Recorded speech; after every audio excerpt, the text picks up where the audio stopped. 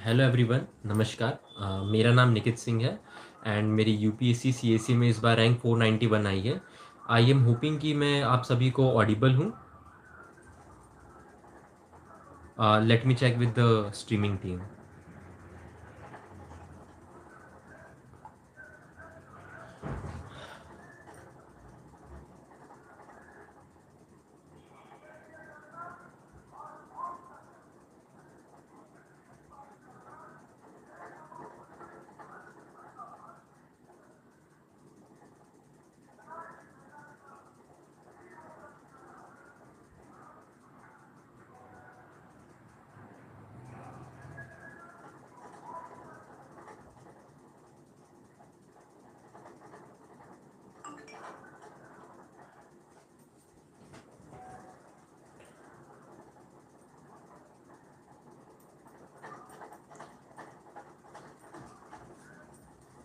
So sorry for the delay.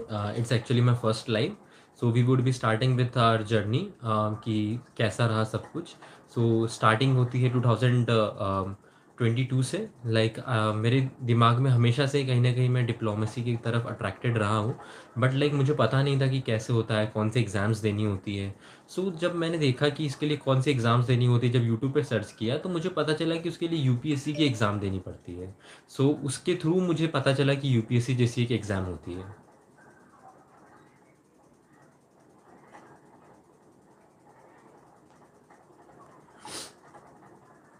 सो इस तरीके से मुझे पता चला कि यूपीएससी एक एग्ज़ाम होती है एंड इसके थ्रू आप आईएएस, आईएफएस, आईपीएस बन सकते हैं.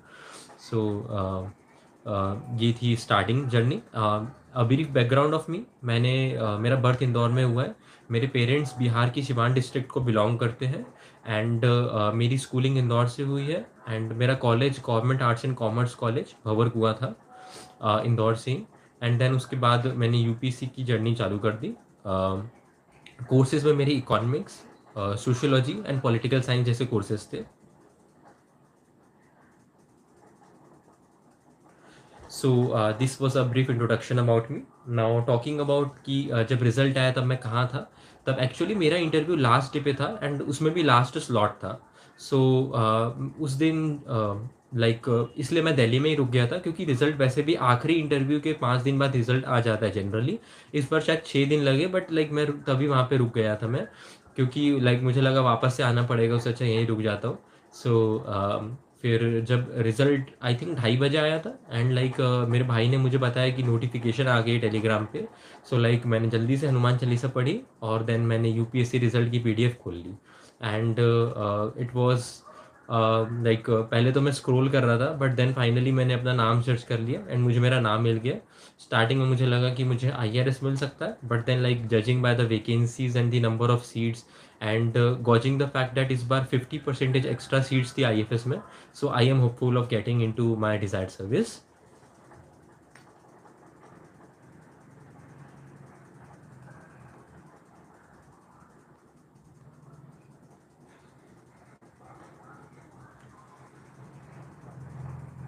सो मैं अपनी सक्सेस का क्रेडिट मेरे पेरेंट्स को देना चाहूँगा, स्पेसिफिकली मेरी मॉम को, कि उन्हें जितना आता था उन्होंने हमेशा मुझे उतना पढ़ाने की कोशिश की है. None of my parents are graduate and my dad is not even like 12th pass, but still उन्होंने हमारे लिए इतना किया, हमें सारी अम्यूनिटीज़ प्रोवाइड करवाई.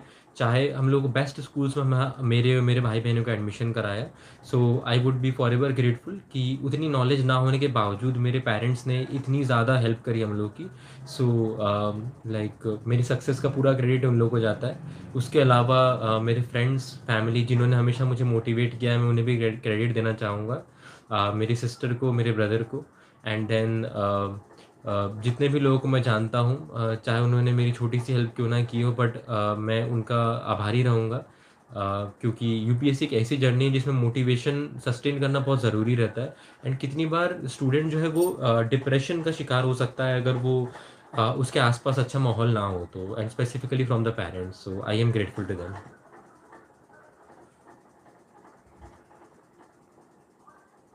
So now we would cover the first part, that is prelims. Prelims मुझे लगता है कि सबसे ज़्यादा डिफिकल्ट स्टेज है। There is no stage which is more difficult than prelims, चाहे वो मेंस हो या इंटरव्यू हो।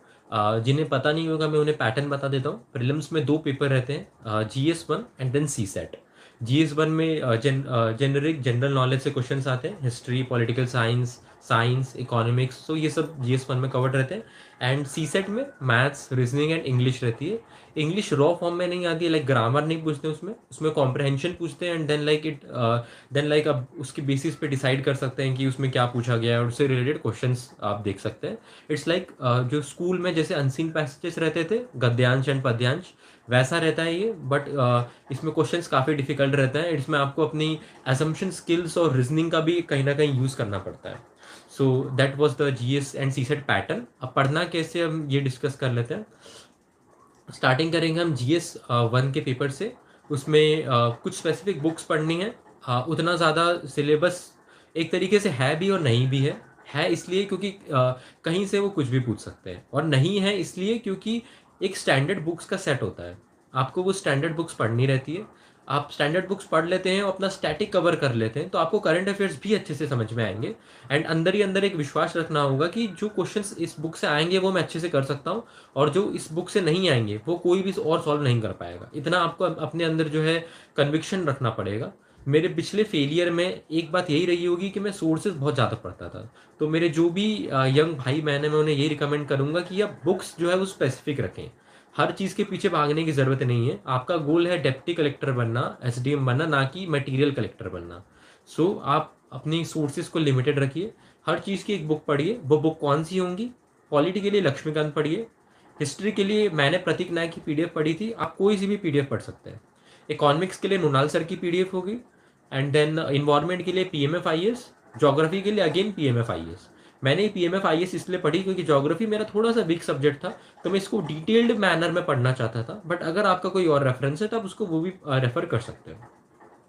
And then art and culture के लिए भी प्रतीक नायक की बुक्स ही मैंने पढ़ी थी। एंड साइंस एंड टेक्नोलॉजी के लिए मैंने स्टार्टिंग अलग अलग सोर्सेज से करी थी। But at the end of the day Shivin sir का जो साइंस एंड टेक का मॉड्यूल आता है, मुझे ऐसा लगता है कि वो बेस्ट था। सिर्फ 250 पेजेस है, कोई 1000 पेज नहीं है उसमें। एंड 250 पेजेस में ही जो है वो काफ़ी कुछ डिटेल्ड उसमें अवेलेबल है। लाइक जो उसमें बायोटेक्नोलॉजी है, जो उसमें क्वांटम टेक्नोलॉजी है, जो उसमें डिफेंस टेक्नोलॉजी है, इट्स द बेस्ट। तो मैं वही रिकमेंड करूँगा आप सबको भी। एंड आफ्टर दैट ये थी बुक लिस्ट हमारी। अब कुछ स्पेसिफिक प्रीलिम्स के GS1 पार्ट की टिप्स। वो टिप्स ये रहेंगी कि आप प्रीवियस ईयर क्वेश्चंस को एनालाइज करके फ्यूचर ईयर क्वेश्चंस बनाएं। जैसे कि जब 2020s में, आई थिंक 20 या 21 में, जब सुडानीज कॉन्फ्लिक्ट चल रहा था तो उसकी लोकेशन पूछी थी। अब जो है बेसिकली ग्रीनलैंड के ऊपर बात चल रही है, राफा क्रॉसिंग के ऊपर बात चल रही है। अब जो है बेसिकली कोई और जो डिबेटेबल पार्ट हो गया, जैसे थाईलैंड और कंबोडिया के बीच में टेम्पल हो गया, प्रीविही टेम्पल। सो अब ये लोकेशन पूछेंगे। तो PYQ से आप पैटर्न उठाएंगे कि उन्होंने पहले क्या पूछा है। पैटर्न क्या था कि जो स्टेट्स हैं और जो मेन लोकेशंस है उन्होंने वो पूछी। अब उसको हम लोग फ्यूचर ईयर में एम्यूलेट करेंगे। जैसे कि ग्रीनलैंड के ऊपर बात चलती है, तो ग्रीनलैंड की कैपिटल क्या है? नूक। तो वो लोग आपसे पूछ लेंगे पेपर में कि NWK कहाँ का है। अब वो डायरेक्टली ऐसा पूछेंगे कि ऑप्शंस में दे देंगे कि वो हो सकता है कि ट्यूनीशिया का हो सकता है बुर्किना फासो का हो। तो वो इस टाइप की चीज़ें पूछेंगे। एंड देन अगर आपने न्यूज़पेपर या मैगजीन जो भी कवर कर रहे हैं उसके साथ में कंफर्टेबल हैं, तो आपको ये चीज़ पता रहेगी कि ये ग्रीनलैंड से एसोसिएटेड है। सो that's the thing. And like similarly और भी आप क्वेश्चंस प्रेडिक्ट कर सकते हैं। जैसे कि जब हमारी मैडम प्रेसिडेंट है, जब उनका इलेक्शन हो रहा था, तो प्रीलिम्स के पेपर में स्पेसिफिकली प्रेसिडेंट के इलेक्शन से सवाल पूछे थे। अब जो है बेसिकली जो भी अलग इलेक्शंस होंगे, मान लीजिए वाइस प्रेसिडेंट का इलेक्शन होता है फ्यूचर में जा करके, क्योंकि अब टर्म कम बची है। तो अगर फ्यूचर में वाइस प्रेसिडेंट से रिलेटेड क्वेश्चन पूछ सकते हैं। कैसे क्वेश्चन पूछेंगे? वही स्टैटिक से लिंक करके कि प्रेसिडेंट और वाइस प्रेसिडेंट के इलेक्शन में क्या अंतर है। कि वाइस प्रेसिडेंट के इलेक्शंस में नॉमिनेटेड मेंबर्स भी वोट करते हैं, प्रेसिडेंट के इलेक्शन में नहीं करते हैं। सो इस टाइप से आपको एसोसिएशन करना पड़ेगा, आपको प्रिडिक्ट करना होगा, ठीक है।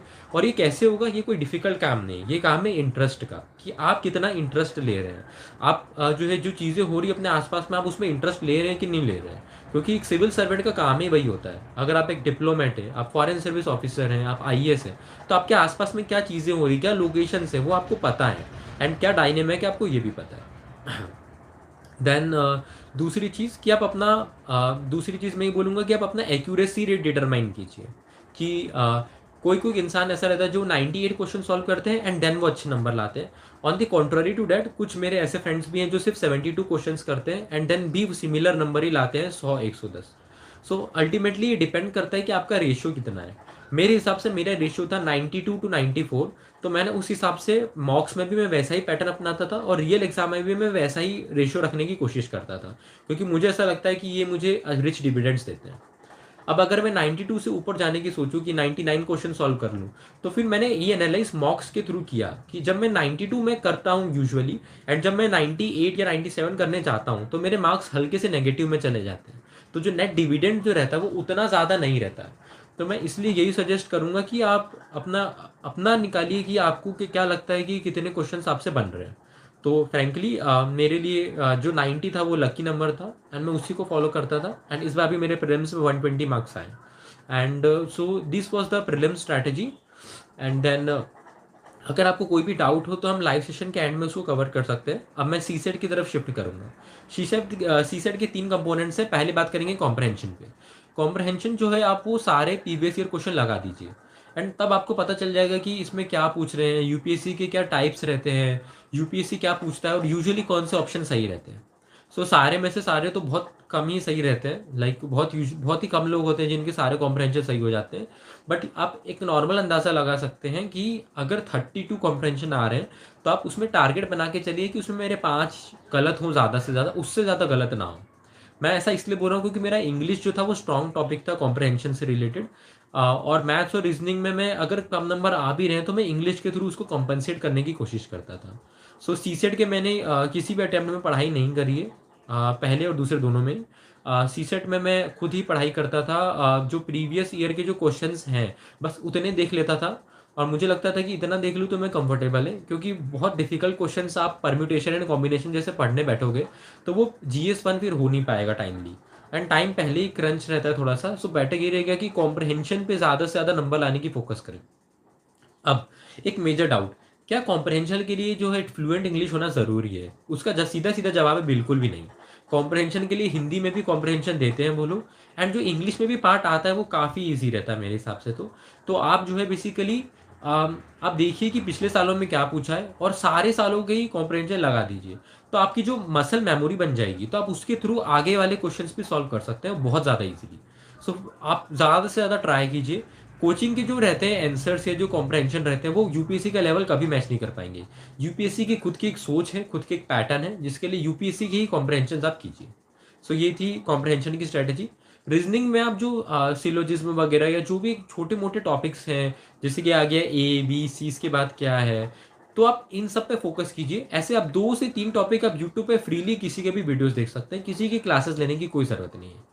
एंड सिमिलरली फॉर मैथ्स के लिए आप बेसिक जो 2x=9 इस टाइप के क्वेश्चंस करने की कोशिश कीजिए। अगर मेरा ऐसा मानना है कि आपका कॉम्प्रहेंशन में हिट रेट ज़्यादा रहा और मैथ्स और रीजनिंग में आपने 3 3 क्वेश्चन भी कर दिए तो आप इजीली सी सेट में इन कर जाएंगे।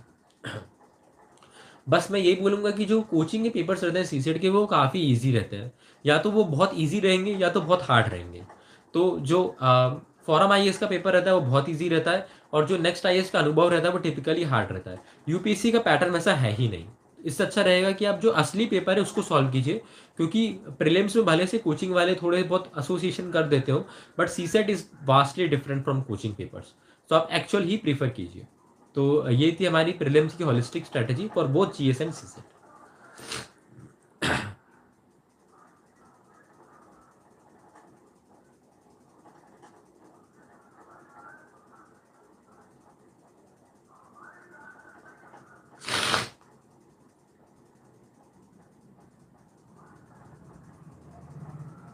सो let's talk about mains a bit. ऐसे मेरा स्ट्रॉन्ग पॉइंट था, इस बार भी मेरे काफ़ी अच्छे नंबर आए। I scored I think 120 marks in ऐसे। एंड ऐसे में आप क्रिएटिव रहिए, स्काई इज़ द लिमिट। ठीक है, ऐसे में आप स्काई इज़ द लिमिट। पहले तो जो भी भाई बहन मुझे लाइव में कमेंट कर रहे हैं, I would definitely look into that. हमें कंटिन्यूटी बना रहे हैं कि कोई भी लिंक टूटे ना, क्योंकि प्रीलिम्स हो जाए, मेंस हो जाए एंड देन फाइनली हम लोग जो है जो डाउट्स रहेंगे उसको क्लियर डेफिनेटली करेंगे। आपका एक एक डाउट मैं ज़रूर क्लियर करूँगा। सो मेंस से स्टार्ट करते हैं। ऐसे की पहली स्ट्रेटेजी ये है कि आप कुछ क्रिएटिव रहे, नॉर्मल नॉर्मल चीज़ें लिख के ना आए, आप पोएम से स्टार्ट कर सकते हैं। मेरा ये रहता था कि दो ऐसे आते हैं तो एक ऐसे तो मैं जो है वो स्टोरी से स्टार्ट करूंगा, या जो है किसी नॉवेल से स्टार्ट करूंगा, एनिमल फार्म से स्टार्ट कर दिया, या फिर जो है बेसिकली ग्रेप्स ऑफ रात से स्टार्ट कर दिया। सो आप जो है बेसिकली आप जो नॉवेल्स की जो आपको सारी नॉवेल्स पढ़ने की ज़रूरत नहीं है, इतना टाइम किसी के पास नहीं रहता है। मैंने पहले से पढ़ लिया तो अलग बात है, बट आप एक समरी भी पढ़ सकते हैं या किसी फ्रेंड से बोल सकते हैं कि वो आपकी हेल्प कर दे। ठीक है। तो लाइक एनिमल फार्म की जो समरी है वो ऑलमोस्ट सारे ऐसे के टॉपिक्स पे फिट बैठ सकते हैं, ऐसा मुझे पर्सनली लगता है। एंड देन जो दूसरा ऐसे का टॉपिक है आप उसमें पोयम पढ़िए। तो इस तरीके से जो है आपके दोनों ऐसे क्रिएटिव रहेंगे। एंड मेरा पर्सनली ऐसा मानना है कि जो दूसरा ऐसे रहता है उसमें जो चेकर है, एग्जामिनर है, वो बोर हो जाता है तो कम नंबर देगा। तो बेटर ये रहेगा कि हम ऐसे को क्रिएटिव बनाएं और पोयम से स्टार्ट करें। तो उसके थ्रू जो हम हुक रहेगा ना, जो हम एक बेसिकली बेट डाल पाएंगे एग्जामिनर की तरफ, एंड देन एग्जामिनर अट्रैक्ट हो पाएगा।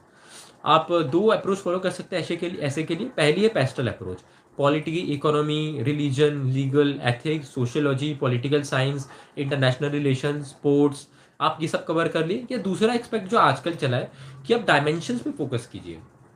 अगर टॉपिक आ जाता है कि all that glitters are not gold, तो आप बेसिकली उसमें देखिए कि उसमें जो है ऐसा क्यों बोला गया है। तो पहला डायमेंशन हो गया कॉज। अब कॉज के अंदर आप पॉलिटिकल, इकोनॉमिक, रिलीजियस डालिए। देन आप कॉन्सिक्वेंसेज लिखिए कि अगर आप हमने सारे ग्लिटर्स को गोल्ड समझ लिया तो उसकी कॉन्सिक्वेंसेज क्या होंगे, देन आप वो लिखिए। एंड देन आप वे बताइए कि कैसे हम सारे ग्लिटर्स गोल्ड नहीं है वो कैसे पता कर सकते हैं। तो ये डायमेंशंस वाली अप्रोच जो ये आजकल ज़्यादा चल रही है, मैंने पर्सनली पीयूष सर के लेक्चर्स नहीं देखे, he is usually famous for essay and ethics, but मैंने सुना है कि आजकल वो भी ये अप्रोच फॉलो करवा रहे हैं। सो आप सूटेबिलिटी देखिए कि आपको क्या अच्छा लग रहा है। एंड ऐसे ही सो क्रिएटिव कि आप बहुत लिबरल रहिए। आप बेसिकली साहिर लुधियानवी की पोएम्स लिख सकते हैं। आप किसी मूवी का एसोसिएशन दे सकते हैं कि आपने ये मूवी देखी और आपको ये चीज़ अच्छी लगी। सो आप इस टाइप के एसोसिएशन कीजिए तो वो बेटर रहेगा। आप विक्रम ग्रिवाल सर के ऐसे पढ़ सकते हैं, personally they are my favourite essays. And then तो आप ये सब चीज़ें आप देख सकते हैं। सो ये थी ऐसे की स्ट्रैटेजी। GS1 की स्ट्रैटेजी, GS1 की स्ट्रैटेजी हिस्ट्री में जो भी हम आर्ट एंड कल्चर में पढ़ते हैं, जो मुगल डायनेस्टी हो गई, जो मराठा डायनेस्टी हो गई, जो मौर्य डायनेस्टी हो गई, तो आप सबके पॉइंटर्स बना लीजिए कि इन्होंने आर्किटेक्चर में क्या किया है, इन्होंने म्यूजिक में क्या किया है, इन्होंने पेंटिंग में क्या किया है। जो अकबर की जो फिलॉसफीज हैं, सुलह कुल हो गई, या जो मौर्यन डायनेस्टी के हो गए रॉक एडिक्ट्स, जिसमें उन्होंने पीसफुल नेचर के बारे में बताया, हारमनी के बारे में बताया, सेक्ट्स के बारे में बताया कि कल्ट्स और जो है इन सब के बीच में कितनी हारमनी रहनी चाहिए। तो आप इन सब का एक जो है एक क्रिस्प पार्ट का ही तैयार कर लीजिए। And let me tell you one thing, अभी मैं बोल रहा हूँ बहुत हार्ड लगेगा, but then like it's UPSC. And ये कितनी इजी सी बात है, आपने प्रीलिम्स में पढ़ा ही होगा मौर्यस के बारे में कि उन्होंने ये पैलेस बनवाया था, कुम्हरार पैलेस बनवाया था, ये जो है बेसिकली स्तंभ बनवाया था। तो आप बस प्रीलिम्स में से हल्के हल्के से सबसे इजी वाले पॉइंट्स आप मेंस में चयनित कर लीजिए और मेंस में वही वही पॉइंट्स लिखिए। तो ये बहुत इजी हो जाएगा आपके लिए, बिल्कुल भी मुश्किल नहीं है। जो प्रीलिम्स में पढ़ा था वही का वही पूरा का पूरा उठ के आ गया है, तो ये बहुत बोनस चीज़ है हमारे लिए। एंड देन ज्योग्राफी के लिए, ज्योग्राफी में देखो दो क्वेश्चन आते हैं, एक तो बहुत इजी आते हैं जो हर साल आ गए कि लैंडस्लाइड क्यों होती है, लैंडस्लाइड से कैसे बचें, या तो बहुत हार्ड हो गया ट्विस्टर क्या होता है, फिर जो है ऑरोरा बोरियोलिस क्या होता है ये बता दो। तो आप अपने आप पे इतना फेथ रखिए कि मैंने बाकी पेपर इतना अच्छा लिखा है, 20 में से 19 क्वेश्चन इतने अच्छे लिखे हैं कि अगर मुझे नहीं पता है ट्विस्टर क्या होता है तो भी चल जाएगा मेरा काम। क्योंकि सिर्फ 10 नंबर के कारण मेरे मार्क्स नहीं बढ़ेंगे, मेरे मार्क्स जो जो बचे कुछ 240 नंबर है वो मेरा सिलेक्शन करवाएंगे। तो जो अभिषेक शर्मा सर हैं पिछले साल की, उन्होंने भी यही बात बोली थी कि अगर 3 क्वेश्चन 2 क्वेश्चन बेकार होते हैं तो चलने दो, बस हमें उन्हें जैसे तैसे लिखना है, जो भी आता है थोड़ा बहुत लिखना है। बाकी जो नंबर आएंगे हम लोग वो कहाँ से लेके आएंगे, जो टिपिकल टॉपिक्स हैं, जो PYQ हैं, जो हमने प्रैक्टिस किए हुए हैं, हम वहाँ से लेके आएंगे। तो ज्योग्राफी में भी हमें कुछ एक्स्ट्रा करने की जरूरत नहीं है, बस थोड़े बहुत फैक्ट्स ऐड करने हैं। जैसे कि सॉलिड वेस्ट मैनेजमेंट के ऊपर क्वेश्चन आ गया, तो बस हम लोग को बस एक नंबर ऐड करना है कि 20,370 टन्स जो है वो वेस्ट मैनेजमेंट या जो जनरेट होता है डेली, जो टूरिस्ट सिटीज़ हैं हिमालयाज में, तो पर सिटी इतना वेस्ट जनरेट होता है। तो हम लोग को बेसिकली ये चीज़ लिखनी है कि बस फैक्ट ऐड कर देना है, सिंपल सी बात है, ठीक है। और तो हम ऐसे 5-6 क्वेश्चन में फैक्ट्स ऐड करेंगे तो हम लोग को वास्टली यूज डिविडेंड मिलेगा बाकी जो हम लिख रहे हैं पेपर उनके कंपैरिजन में। सोसाइटी के बारे में मैं ज़्यादा ज्ञान नहीं दूंगा क्योंकि मेरा सोशोलॉजी ऑप्शनल था, तो मैंने पढ़ा नहीं है sociology society as such. But आप श्रुति शर्मा मैम की कॉपी देखिए, उन्होंने अपनी कॉपी में सारे वास्टली क्वेश्चंस कवर करके रखे हैं सोसाइटी से रिलेटेड, कि ग्लोबलाइजेशन हो गया, जो फेमिनिस्ट मूवमेंट्स हो गए, तो उन्होंने अच्छे से कवर करके रखे। अगर आप नोट्स बना रहे हैं मेरी वीडियो से तो आप प्लीज़ उसे लिख लीजिए कि श्रुति शर्मा मैम की सोसाइटी की कॉपी तो देखनी है हमें। फिर GS2, GS2 के अगेन 3 पार्ट्स हैं, IR हो गया, पॉलिटी हो गया एंड गवर्नेंस हो गया। बात करेंगे पॉलिटी से। पॉलिटी में जो प्रीलिम्स में पढ़ा है बस उसी में हमें डेटा ऐड करना है, और जो है कुछ अच्छी चीज़ें ऐड करनी है, कुछ कमेटी के नाम ऐड करने हैं। कंपटीशन कमीशन ऑफ इंडिया आ गया तो हमने उसमें राघवन कमेटी लिख दी। फिर उसके बाद में अगर कोई और चीज़ें आ जाती है तो हम उनसे रिलेटेड फैक्ट्स लिखेंगे। फिर जो है बेसिकली हम लिख सकते हैं कि कोई कोट लिख सकते हैं, जैसे कि बेसिक स्ट्रक्चर आ गया तो हम उसमें लिख सकते हैं कि जो बेसिक स्ट्रक्चर डॉक्ट्रिन, ये इतना पॉपुलर क्वेश्चन है, ये इस साल आया था, पिछले साल आया था, और आप जो जिस ईयर में अटेम्प्ट करें उस साल में भी आएगा। और वो भी ऐसा नहीं कि 10 नंबर में, आप जो 15 नंबर वाले क्वेश्चन होते हैं उसमें आता है। तो आप उसमें ऑलरेडी से प्रिपेयर करके जाइए कि आप क्या लिखेंगे, आप उसमें कंक्लूड कैसे करेंगे। आप उसमें कंक्लूड कैसे कर सकते हैं कि जो बांग्लादेश के चीफ जस्टिस ऑफ इंडिया है, उन्होंने भी भारत से ही कंसेप्ट उठाया था बेसिक स्ट्रक्चर डॉक्ट्रिन का, और उसे जो है basically north pole of the constitution बताया था। तो ये इस चीज़ों से आप जो है बेसिकली अट्रैक्ट कर सकते हैं एग्जामिनर को कि आपको ये चीज़ें पता है। बट देन इसमें मैं आपको एक केवियट बताना चाहूँगा, स्पेशल लिखने के चक्कर में आपको बेसिक चीज़ें नहीं भूलनी है। बेसिक स्ट्रक्चर डॉक्ट्रिन आया है तो उसमें आपने अनवर हुसैन केस लिख दिया, नमित शर्मा केस लिख दिया, आपने उसमें जो है basically CIT versus bulk carrier case लिख दिया। आपने ये सब जमाने भर की बातें लिख दी, पर आपने केशवानंदा भारती केस नहीं लिखा 1973 का, तो आपको कम नंबर मिलेंगे। आपको ये चीज़ रियलाइज करनी होगी कि वो उसका जो है सुप्रीम केस है, वो जो केस है वो उसका इतना इंपॉर्टेंट है कि आपको वो तो लिखना ही है, एंड उसको लिखे बिना काम नहीं चलेगा। सो आप ये जो बेसिक चीज़ें हैं उसको लिखना ना भूलिए, फैंसी बनने के चक्कर में अपने रूट्स मत भूलिए कभी भी। तो जो भी टॉपिक्स आ रहे हैं प्रेसिडेंट से रिलेटेड तो उसमें आपको आर्टिकल लिखना है, ये वाला आर्टिकल है। अगर बेसिक स्ट्रक्चर से रिलेटेड क्वेश्चन आ रहा है तो कृष्णनंदा भारती केस लिखना है। अगर जो है बेसिकली कलीजियम सिस्टम आ रहा है तो आपको उसमें फर्स्ट सेकंड थर्ड जजेस केसेस के नाम लिखने हैं। तो आप ऐसा करके आपका काम इजीली चल जाएगा, आपको कुछ एक्स्ट्रा करने की ज़रूरत नहीं है। हमेशा याद रखिएगा यूपीएससी को जो है कहीं ना कहीं बेसिक चीज़ें काफ़ी ज़्यादा पसंद है। जो कॉपी चेक कर रहे हैं वो बेसिकली 25 साल के युवा नहीं है, वो बेसिकली काफ़ी साल से प्रोफेसर्स हैं।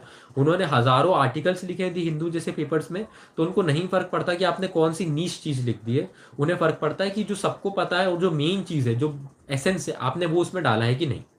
मूविंग टुवर्ड्स इंटरनेशनल रिलेशंस, अब बढ़िया से अब डायग्राम बनाइए। वेस्ट एशिया से रिलेटेड क्वेश्चन आ रहा है तो वेस्ट एशिया का छोटा सा डायग्राम बनाइए।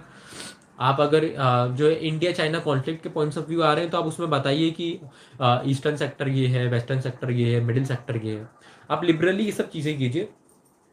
आप कोड डालिए, अर्थशास्त्र में चाणक्य ने क्या लिखा है, मंडल थ्योरी क्या होती है, कि अगर किसी का कोई कॉमन एनिमी है तो उसके साथ दोस्ती की जा सकती है ताकि हमारी स्ट्रेंथ बना पाए हम लोग। मिडिल पावर डिप्लोमेसी क्या हो रही है, आप ये भी लिखिए। एंड देन थूसीडाइड्स ट्रैप क्या होता है यूएस चाइना का। तो ये सब चीज़ें जो आप टॉपर कॉपी से देखिए, आप चैट जीपीटी का यूज़ कीजिए। कुणाल रस्तोगी सर की कॉपी मुझे बेस्ट लगती है। GS2 के लिए आपको उससे कॉपी अच्छी कॉपी मिलेगी ही नहीं, चाहे आप चांद ढूंढिए। तो आप जो है कुणाल रस्तोगी सर की कॉपी आप बिल्कुल फॉलो कीजिए आँख मूंद करके।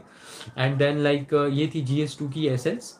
आई थिंक गवर्नेंस बचा हुआ है। गवर्नेंस में आप टिपिकल टॉपिक्स ढूंढिए, सोशल ऑडिट्स, एजुकेशन का स्टेट, हेल्थ का state, and then citizen charters. तो आप इन टॉपिक के ऊपर बेसिक बेसिक नोट्स बना लीजिए। पंचायती राज इंस्टीट्यूशंस क्यों फेल हो रहे हैं, ये जो छोटे मोटे टॉपिक्स है ये हर साल आएंगे, एंड आपको इन्हीं में से नंबर लेके आने हैं। कोई बहुत खंगाल करके आपको कोई टॉपिक नहीं ढूंढना है जिसके बारे में आप कुछ ऐसा लिख देंगे जिससे नंबर मिल जाए।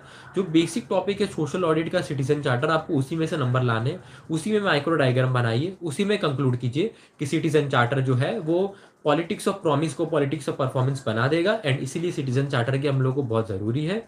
पंचायती राज इंस्टीट्यूशन जो है वो जन भागीदारी के बहुत अच्छे सोर्स है, एंड उसी के थ्रू ग्राम उदय होगा एंड ग्राम स्वराज हम अचीव कर पाएंगे।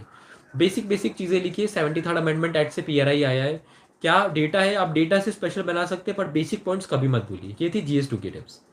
अब देन मूव करते हैं GS3 की तरफ। GS3 में मेरे थोड़े से कम नंबर आए, तो मैं GS3 में ज़्यादा ज्ञान नहीं दूंगा, एक बेसिक बता देता हूँ जो कम्प्लीटली न्यू लोग हैं उनके लिए। GS3 में मैंने सब कुछ कर लिया, बट देन अगेन जो यूपीएससी चाहता है वैसा ही होता है। मैंने सारे क्वेश्चन किए हैं, सारे टेस्ट में टॉप किया है। I don't know what happened, but कोई बात नहीं। GS3 में हम इकोनॉमिक्स से स्टार्ट करते हैं। इकोनॉमिक्स में हम जो अनएम्प्लॉयमेंट से रिलेटेड क्वेश्चंस हैं, और जो डेटाज हैं, जो PLFS का डेटा है, अनएम्प्लॉयमेंट का डेटा है, फिर जो स्पेशल इकोनॉमिक जोन्स हैं, ऐसे टॉपिक्स पे आप फोकस कीजिए। आपको एनालाइज इसमें अच्छे से करना है। प्रीलिम्स में हम इकोनॉमिक्स में रटा रटाया खेल के चलता है, या जो बेसिक एनालिसिस रहता है, पर मेंस में काम नहीं चलेगा। मेंस में आपको बहुत अच्छे से एनालाइज करना होगा, बहुत अच्छे से वे फॉरवर्ड देने पड़ेंगे कि हम अनएम्प्लॉयमेंट और कैसे बढ़ा सकते हैं। आप अच्छे एग्जाम्पल दीजिए। आप चाहें तो आप स्पेशल इकोनॉमिक जोन को कैसे रिफॉर्म कर सकते हैं, उसके लिए बाबा बुडान कमेटी का नाम लिखिए। आप चाहें तो आप बेसिक ग्राम से रिलेटेड चीज़ें लिख सकते हैं, कि आजीविका मिशन हो गया बिहार का, तो ये बेसिक चीज़ें लिखिए कि अनएम्प्लॉयमेंट हम कैसे बढ़ा सकते हैं। रीजनल रिसोर्स बेस्ड मैन्युफैक्चरिंग हो गई। तो इकोनॉमिक्स में जो है अब कुछ क्वेश्चन, 4 क्वेश्चन आएंगे देखो। उसमें से 2 क्वेश्चन जो है हर साल आते हैं, वो वाले आएंगे अनएम्प्लॉयमेंट वाले, या जो है बेसिकली एम्प्लॉयमेंट कैसे बढ़ाएं, या जो है इंडिया का मैन्युफैक्चरिंग है उसको कैसे सुधारें। और जो 2 क्वेश्चन आएंगे वो बहुत नीच टाइप के आएंगे, जिसके बारे में उतना ज्ञान नहीं होगा, बट देन उसको भी आप जो है अपनी नॉलेज की मदद से सॉल्व कर सकते हैं, क्योंकि उसमें सब लोग ही जेनरिक चीज़ें लिखेंगे। आप लोग को भी बेसिक बेसिक पॉइंट्स लिखने हैं, और उसको जैसे तैसे ब्यूटीफुली खत्म करना है। देन इंटरनल सिक्योरिटी मेरा फेवरेट पार्ट था। आप उसमें लेफ्ट विंग एक्सट्रीमिज्म का डायग्राम बनाइए, जो अच्छे मॉडल्स हैं नेक्स्ट स्लाइड के लिए, संदेश मॉडल हो गया, या जो है बेसिकली दांतेवाड़ा में एजुकेशन मॉडल हो गया, उसको अच्छे से कवर कीजिए। ग्राफ्स बनाइए कि पहले 90 डिस्ट्रिक्ट्स में LWE थी, अब 45 डिस्ट्रिक्ट्स में, अब 31 मार्च 2026 तक हमारा गोल है एराडिकेशन का। आप टेररिज्म के ऊपर बनाइए चीज़ें। आप जो है बेसिकली लिखिए, और कि नॉर्थ ईस्ट में क्या इश्यूज हैं, नॉर्थ ईस्ट में पीस प्रोसेस क्या रही है। तो इन सब चीज़ों के ऊपर आप फोकस कीजिए, इससे आपको रिच नंबर मिलेंगे। And then science and tech के लिए ये थोड़ा सा डिफिकल्ट हो सकता है आर्ट्स वाले स्टूडेंट्स के लिए। मैं खुद आर्ट्स का स्टूडेंट हूँ, इसलिए मैं साइंस एंड टेक में क्या करूँ ये हमेशा दिक्कत रहती थी। तो प्रीलिम्स के लिए मैंने शिविन सर का मॉड्यूल किया था। मेंस के लिए मैंने जो थोड़े बहुत टॉपिक्स आते हैं बायोटेक्नोलॉजी के, use of science and technology, इसको अच्छे से कवर कर लिया था। एंड देन अपने आप के अंदर इतनी मैंने ज्ञान अपने आप के अंदर ये चीज़ इम्बाइब कर रही थी कि जो चीज़ मुझे नहीं आएगी वो चीज़ दूसरों को भी कहीं ना कहीं नहीं आएगी। सो आप थोड़ा बहुत जो भी जेनरिक चीज़ें आती हैं वो लिख लीजिए। तो इस तरीके से GS3 की हमने प्रिपरेशन करी थी। GS3 की आपको टॉपर कॉपीज़ देखनी हो तो आप श्रुति शर्मा मैम की कॉपीज़ देख सकते हैं। आप एक और IAS थे पिछले साल के, उनका नाम मैं भूल रहा हूँ। आप इसके अलावा अपाला मिश्रा मैम की कॉपीज़ देख सकते हैं, she is a diplomat. And ये थी GS3 की स्ट्रैटेजी। GS4 के लिए नाउ, अब GS4 आपको पढ़ना है तो या आपको इंटरेस्ट लेके पढ़ना होगा। GS4 में आप जो है बेसिकली आप थ्योरीज को अच्छे से यूटिलाइज कीजिए। 2 पार्ट्स हैं, थ्योरी की स्टडी। थ्योरीज में हम लोग क्या करेंगे, थ्योरीज में हम लोग मेन चीज़ें लिखेंगे। थ्योरीज में हम लोग लिख सकते हैं कि डिओन्टोलॉजी क्या होती है, यूटिलिटेरियनिज्म क्या होता है, सिविल सर्वेंट्स की एग्जांपल्स देंगे कि जो पाराशर मैम थी बोडोलैंड में, तो उन्होंने कैसे काम किया था। एंड देन आप लिख सकते हैं कि एक कोई से IAS ऑफिसर थे जिन्होंने स्कूल ऑन द व्हील्स चलाया था, या स्किल ऑन द व्हील्स चलाया था, जिसमें एक बस जाती है और वो लोगों को स्किल करती रहती है। तो ये करेज ऑफ कन्विक्शन बताता है, ये परसेवरेंस बताता है। आप अपनी क्वालिटीज़ बताइए कि आपने क्या सीखा है, आप क्या बिलीव करते हैं। यूपीएससी की प्रिपरेशन ने हम लोग को इस लायक बना दिया है कि हम ये देश को कैसे सर्व कर सकते हैं। हम हमारे अंदर उस चीज़ का पूरा नॉलेज है। तो जो बेसिकली जो भी आपके अंदर एग्जाम्पल्स है, जो भी आपकी वैल्यूज़ है, उसे लिबरली दिखाइए। आप दिखाइए कि आपके अंदर करेज ऑफ कन्विक्शन है की स्टडीज़ में। अगर हम की स्टडीज़ की बात कर रहे हैं तो आपको शो करना होगा कि जो अगर पॉलिटिशियन से प्रेशर आ रहा है तो भी आप पीछे नहीं हटेंगे। आप जो है बेसिकली लोगों की लास्ट माइल डिलीवरी के लिए हेल्प करेंगे। आप रिटर्न में ऑर्डर्स मांगेंगे। आप दिखाइए कि आपके अंदर जो है इंटीग्रिटी है, आप जो बोल रहे हैं आप उसमें बिलीव करते हैं, आपके लिए नेशनल सिक्योरिटी बहुत ज़्यादा इंपॉर्टेंट है। तो ये सब चीज़ें दिखाना बहुत ज़्यादा इंपॉर्टेंट है। एट द सेम टाइम एक ह्यूमैनिटेरियन एंगल आपको वो रखना होगा। अगर आप ये लिख रहे हैं कि मेरे लिए सिक्योरिटी, अगर सिक्योरिटी इतनी इंपॉर्टेंट है कि मैं बॉर्डर से किसी को भी नहीं आने दूंगा, भले से जो है वो जो है बहुत क्रिटिकल कंडीशन में हूँ, तो आप ऐसा लिख सकते हैं कि मैं जो है बॉर्डर आउटपोस्ट बना होगा, मैं भले से उन्हें पूरी एंट्री ना दूं, बट जो बॉर्डर आउटपोस्ट में मेडिकल स्टाफ जो है मैं उनसे चेक करवाऊंगा कि वो ठीक है या नहीं। मैं उन्हें जो है टेम्पोरेरीली एडमिट तो नहीं करूंगा, बट आउटपोस्ट में रखूंगा, उनका पूरा मेडिकल का ध्यान दूंगा। एंड देन अपने सीनियर से बातचीत करके एक डिस्कशन निकालूंगा कि क्या करना है। आपको आउटराइटली नहीं लिखना है कि मैं तो बहुत ही ह्यूमैनिटेरियन हूँ, मैं उन लोगों को एंट्री दे दूंगा, भले से वो आगे जाके टेररिस्ट निकले। या आपको बहुत ज़्यादा ही जो है एक्सट्रीमिस्ट, बहुत ज़्यादा कंजर्वेटिव नहीं बनना है कि भले से मरे तो मरे, मैं इसको बिल्कुल भी इसके बारे में सोचूंगा भी नहीं। आप रखिए, बिल्कुल उसे एंट्री मत दीजिए, बट उसे आप आउटपोस्ट में रखिए, मेडिकल स्टाफ से कांटेक्ट करवाइए। तो एक एथिक्स के पेपर में आपकी ह्यूमैनिटेरियन एंगल जो है, आप ऑफिसर ऐसा कैसे सोच रहे हैं वो डिपेंड करता है। यही जो चीज़ थी, मुझे लगा है कि एथिक्स में मुझे सफिशिएंटली सेल करवा पाई। तो यही थी मेरी जी ऐसे एंड GS 1 2 3 4 की स्ट्रेटेजी।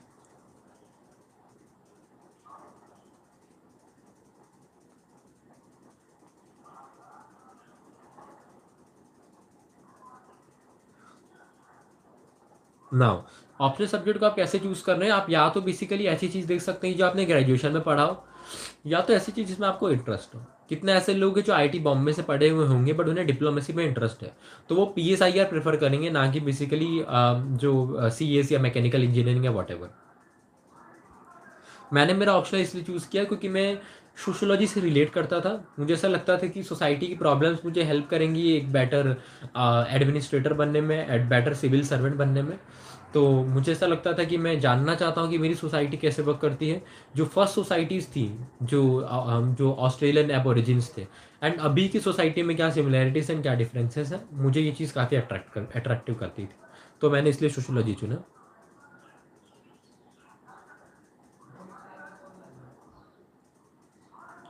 अब मेरी ऑप्शनल स्ट्रैटेजी मेरी ऑप्शनल स्ट्रैटेजी सोशियोलॉजी के लिए ये थी कि मैं फुल्ली प्रीवियस ईयर क्वेश्चंस देखता था। मेरी स्टार्टिंग पॉइंट और एंड पॉइंट दोनों ही प्रीवियस ईयर क्वेश्चंस होते थे, मैं कुछ भी और प्रीफर करता ही नहीं था। तो आई थिंक मैंने एक्सट्रीम बोल दिया। मेन चीज़ मेरा 90% PY की फोकस रहता था, क्योंकि 2000 से 2026 के बीच में, आप देखिए 25-26 साल हो चुके हैं। एंड हर हर साल अगर हम पेपर 1 और पेपर 2 को मिला दें तो 40 क्वेश्चन तो आते ही हैं। तो आप 25 को 40 से मल्टीप्लाई कर लीजिए, 1000 क्वेश्चन जो है वो UPSC already previous year question के फॉर्म में दे चुकी है।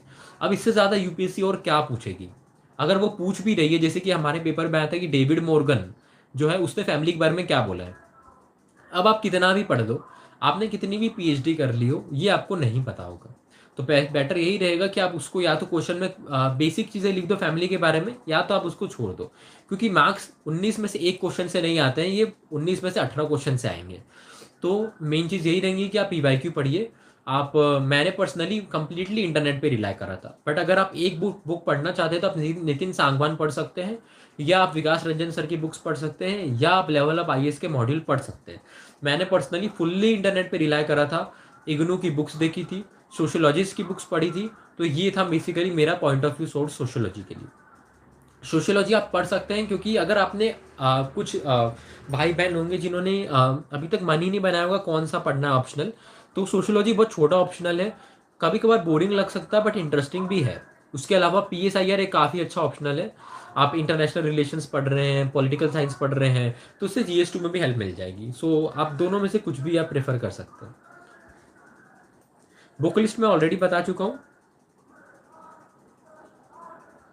आंसर राइटिंग की प्रैक्टिस के लिए सबसे पहले हम मेंस आंसर को कैसे फ्रेम करें। एक इंट्रो रहेगा, एक बॉडी रहेगी, एक कंक्लूजन रहेगा। आप सारे के सारे क्वेश्चंस में ये पैटर्न फॉलो कीजिए। अगर किसी में टाइम क्रंच हो जाता है और एक दो क्वेश्चन में कंक्लूजन छूट रहा है तो कोई बहुत बड़ी बात नहीं है, आप फिर भी फोकस कीजिए and you will sail in completely. तो ये था पैटर्न की आंसर कैसे फ्रेम करना है। अब हम डिटेल में भी जाएंगे इस बारे में कि मैंने उसकी प्रैक्टिस कैसे करी। तो मैंने प्रैक्टिस ऐसे करी कि मैंने टेस्ट सीरीज ज्वाइन करके रखी थी। मैंने कहीं से कोई भी कोचिंग किसी भी स्टेज में नहीं करी है, बट टेस्ट सीरीज मैंने ज़रूर ज्वाइन करी थी। टेस्ट सीरीज मैंने बहुत अच्छे से ज्वाइन करी थी। मैंने सोशोलॉजी के लिए ज्वाइन करी थी, फिर उसके बाद में मैंने GS के लिए ज्वाइन करी थी। तो जो अभ्यास की जो टेस्ट सीरीज थी, वो एक रियल इन्वॉल्वमेंट प्रोवाइड करवाता है कि हमने लगातार जो है 4-4 घंटे 6-6 घंटे लिखा है लगातार 3-3 दिन। So that's the thing which I really like about Abhyas. तो आप भी अभ्यास ज्वाइन कीजिए। It's a very cheap, so that's a plus point. तो अभ्यास से जो है काफ़ी बेनिफिट मिला था। अभ्यास में मैंने ऑलमोस्ट सारी टेस्ट सीरीज में टॉप किया था। मैंने पेन नेम था, मैंने विशाल धाकर मेरा फ्रेंड है उसकी ID लेकर रखी थी, एंड देन उससे कम्पिटिटिव इन्वायरमेंट मिल जाता था। सो मैं देखता रहता था कि मेरी रैंक क्या है, बाकी लोगों की रैंक क्या है। जो विपुल भाई है इस बार आईएएस बने, तो मैं देखता था कि उनके और मेरे बीच में क्या कंपटीशन है। जो कृतिका मैम है, तो उनके और मेरे बीच में इस पेपर में कितने नंबर आए, इसमें कितने नंबर आए। जो राखी मैम है, तो कितनी बार ऐसा होता था कि मैं ओवरली कॉम्पिटेटिव हो जाता था कि एक सब्जेक्ट में मुझे ज़्यादा आ रहा है, एक में उन्हें ज़्यादा आ रहे हैं। आई डोंट थिंक कि उन्हें इतना ऑब्सेशन होगा, बट मेरे लिए मैं पढ़ाई करता था तो लाइक मेरे लिए गेम जैसा हो जाता था कि मैं कंपटीशन कर रहा हूँ। So I really like that, and after all I think like मेरी काफ़ी अच्छी रैंक आई थी उसमें।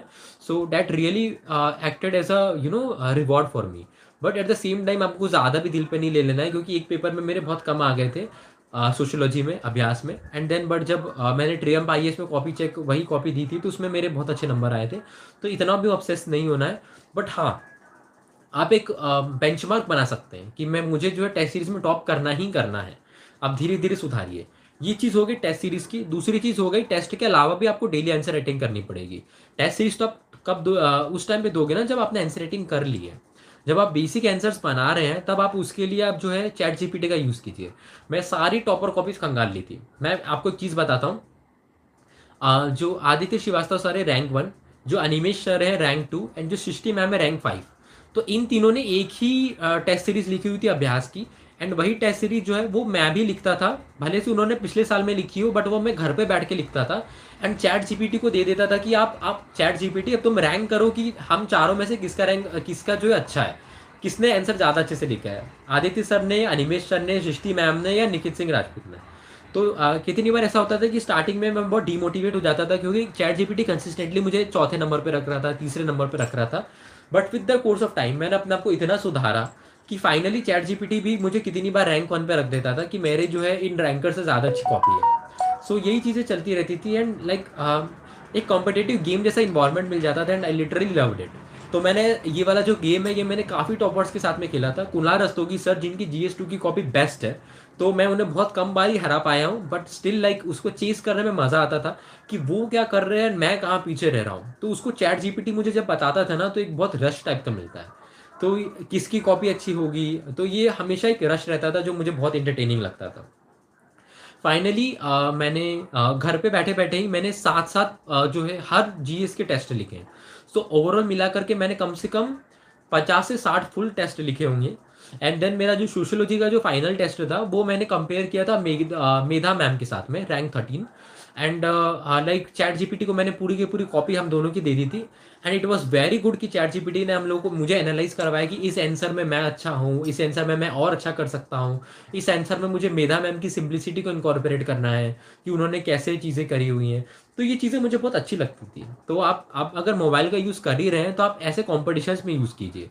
जब वो चैट जीपीटी बोलता है ना कि कुणाल रस्तोगी सर ने तो ये डायग्राम बनाया है इंटरनेशनल रिलेशंस में, जो मैं उतने अच्छे से नहीं बना पाया हूँ। मेरा क्या स्टार्टिंग में डायग्राम रहता था कि मैंने बेसिक वेस्ट एशिया का डायग्राम बना दिया, बहुत ही माइन्यूट सा पेन से। अब फिर जो चैट जीपीटी ने मुझे बताया कि कुणाल सर जो है, कुणाल रस्तोगी सर, तो उन्होंने वेस्ट एशिया का डायग्राम बना के उसमें मैप किया है कि यमन इधर है, लेबनान इधर है, लीबिया इधर है। तो वो चीज़ फिर मैंने फाइनल कॉपी में मैंने इनकॉर्पोरेट कर ली, and I am damn sure मुझे उसके काफ़ी अच्छे नंबर मिले होंगे। So all hail chat GPT, उसने मुझे काफ़ी हेल्प करी मेरी इस चीज़ में।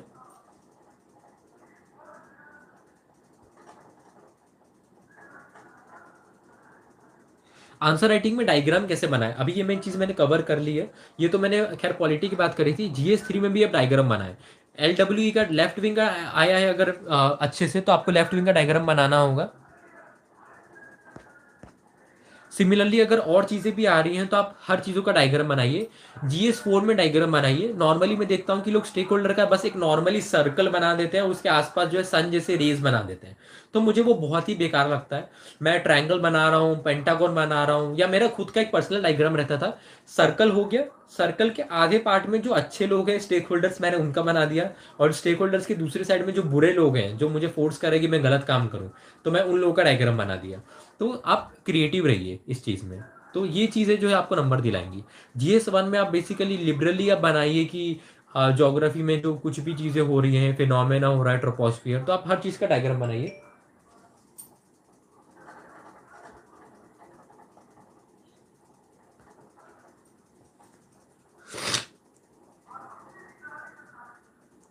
आंसर राइटिंग में पॉजिटिव अप्रोच रखनी है। अगर आपको लग रहा है कि बेसिकली कहीं ना कहीं जो है हम और अच्छा कर सकते थे हेल्थ सिस्टम में, क्योंकि कितनी बार क्वेश्चन खुद ही नेगेटिव रहता है कि लोकल सेल्फ गवर्नमेंट के सिस्टम जो है वो फेल हो चुके हैं, वो ग्रास विदाउट द रूट्स हैं। तो इसमें आप लिखिए कि हाँ वो फेल हुए हैं, कहीं ना कहीं कमियां हैं, पंचायत पति फिनोमेनो है, इलेक्शंस टाइम पे नहीं हो रहे हैं, जो overly dependent on the grants है वो। But at the same time आप वे अहेड लिखिए कि वो जो है वो कमिटीज़ का नाम दीजिए। आप उसमें लिखिए आलू वालिया कमेटी ने क्या बोला है, आप उसमें लिखिए कि स्टेट फाइनेंस बॉन्ड्स हैं, आप उसमें बेस्ट प्रैक्टिसेस बढ़ाइए। इंदौर मॉडल हो गया, उसने खुद का बॉन्ड इशू किया है। मैं एक बायस के पॉइंट ऑफ व्यू से नहीं बोल रहा हूँ क्योंकि मैं एक इंदौरी हूँ, मैं एक बता रहा हूँ कि आप एक ऐसे मॉडल्स लिख सकते हैं अपनी सिटी के या स्टेट के। बिहार का आजीविका मॉडल हो गया। तो आप ये सब चीज़ें जो है अपने आंसर में लिखिए और बेटर नंबर पाइए।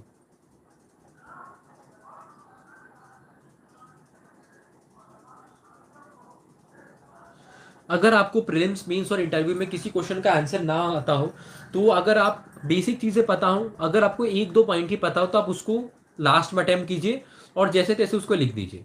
इंटरव्यू में आपको नहीं आता हो तो बहुत हम्बली बोल दीजिए कि सर मुझे रिकॉल करना पड़ेगा। मेन अगर प्रीलिम्स में नहीं आता है, अगर आप दो ऑप्शंस एलिमिनेट कर पाए तो ठीक है, अगर आप दो ऑप्शंस भी एलिमिनेट नहीं कर पाए तो आप प्लीज़ उसको छोड़ दीजिए, उसमें गलत हो सकते हैं। तो आप देखिए कि आपको क्या उसमें नंबर मिल सकते हैं तो अटेम्प्ट कीजिए, वरना आप उसको छोड़ दीजिए। क्या पीवाईक्यू में क्वेश्चंस और थीम रिपीट होती हैं? बिल्कुल रिपीट होती हैं। प्रीलिम्स में तो होती हैं जैसा मैंने कवर किया था, मेंस में भी रिपीट होती रहती हैं। हर बेसिकली जो भी टॉपिक्स हैं उसमें कोई ना कोई थीम रिपीट होती है।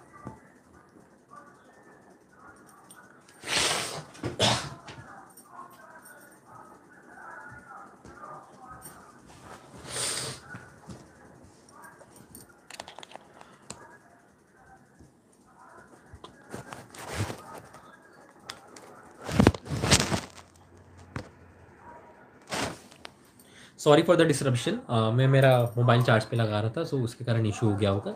सो हम बात कर रहे थे कि मेंस में या प्रीलिम्स में पैटर्न रहते हैं, बिल्कुल रहते हैं। हर जगह पे पैटर्न रहते हैं। एंड ऐसा मान लीजिए कि अगर आपका कोई धर्म है यूपीएससी की प्रिपरेशन में, तो वो आपका धर्म होगा पीवाईक्यू। पीवाईक्यू आपके लिए ग्रंथ के समान है, एक बाइबल के समान है। पीवाईक्यू को आप ऊपर से नीचे तक पूरा देखिए। इंटरव्यू में भी अगर आप प्रिपरेशन कर रहे हैं तो आप पीवाईक्यू देखिए, वो क्वेश्चन रिपीट होके आते हैं। वो आपसे पूछेंगे कि अगर आप डिप्लोमेट हैं तो आप क्या करेंगे, सॉफ्ट पावर कैसे बढ़ाएंगे, अगर आप आईएएस ऑफिसर हैं तो अगर आप जो है अपनी डिस्ट्रिक्ट के एजुकेशन कैसे सॉल्व करेंगे प्रॉब्लम। तो जो पीवाईक्यू जो है वो इतना रिपीट होंगे कि वो आप ऑलमोस्ट आपका 60% ऑफ द सिलेबस कवर कर देंगे। एंड अगर आपका ऑप्शनल सोशोलॉजी है तो आपको कुछ 90% कुछ पढ़ना ही नहीं है, या पीएसआईआर में भी सब कुछ जो है वो पीवाईक्यू से उठ करके डायरेक्टली आ जाएगा। So that's not an issue at all. अब इंटरव्यू के ड्रेस कोड के बारे में बताते हैं, बताइए। इंटरव्यू की मेरी ड्रेस कोड थी बंद गला। हाँ, जो नॉर्मली लोग जो है वो सूट्स पहनते हैं, या तो वो ब्लू सूट पहनते हैं या तो ब्लैक टाई, या तो जो है ब्लैक सूट्स रहते हैं। बट देन मुझे लग रहा था कि मैं उसमें कंफर्टेबल नहीं हूँ मैं, एंड मुझे लग रहा था कि मुझे बंद गला जो है वो ज़्यादा अच्छा लग रहा है, तो मैंने बंद गला पहना हुआ था। ऑब्वियसली लोग आपको स्टेयर करेंगे, देखेंगे। एंड मैं और किसी को नहीं जानता हूँ जो बंद गला पहन करके गया हो इंटरव्यू में। बट देन अगेन मेन चीज़ ये है कि उसमें ग्लिटर्स नहीं होने चाहिए, वो चमकीला सा नहीं होना चाहिए। एक बहुत ही फॉर्मल सी ड्रेस पहन के आपको जानी है। आपको अपने कपड़ों से आपको नंबर कभी नहीं मिलेंगे। कितनी ऐसी कैंडिडेट जो हैं वो बुरके में गई हैं, उन्हें काफ़ी अच्छे नंबर मिले, 200 210 मिले। कितने ऐसे मेल कैंडिडेट्स जो है जो सिर्फ शर्ट में गए, उन्होंने ब्लेजर भी नहीं डाला, उन्हें काफ़ी अच्छे नंबर मिले। तो यूपीएससी जो है वो आपके कपड़ों को नंबर नहीं देने वाला है, यूपीएससी आपके आंसर्स को, आपकी पर्सनैलिटी को, आपके विजन को नंबर देने वाला है।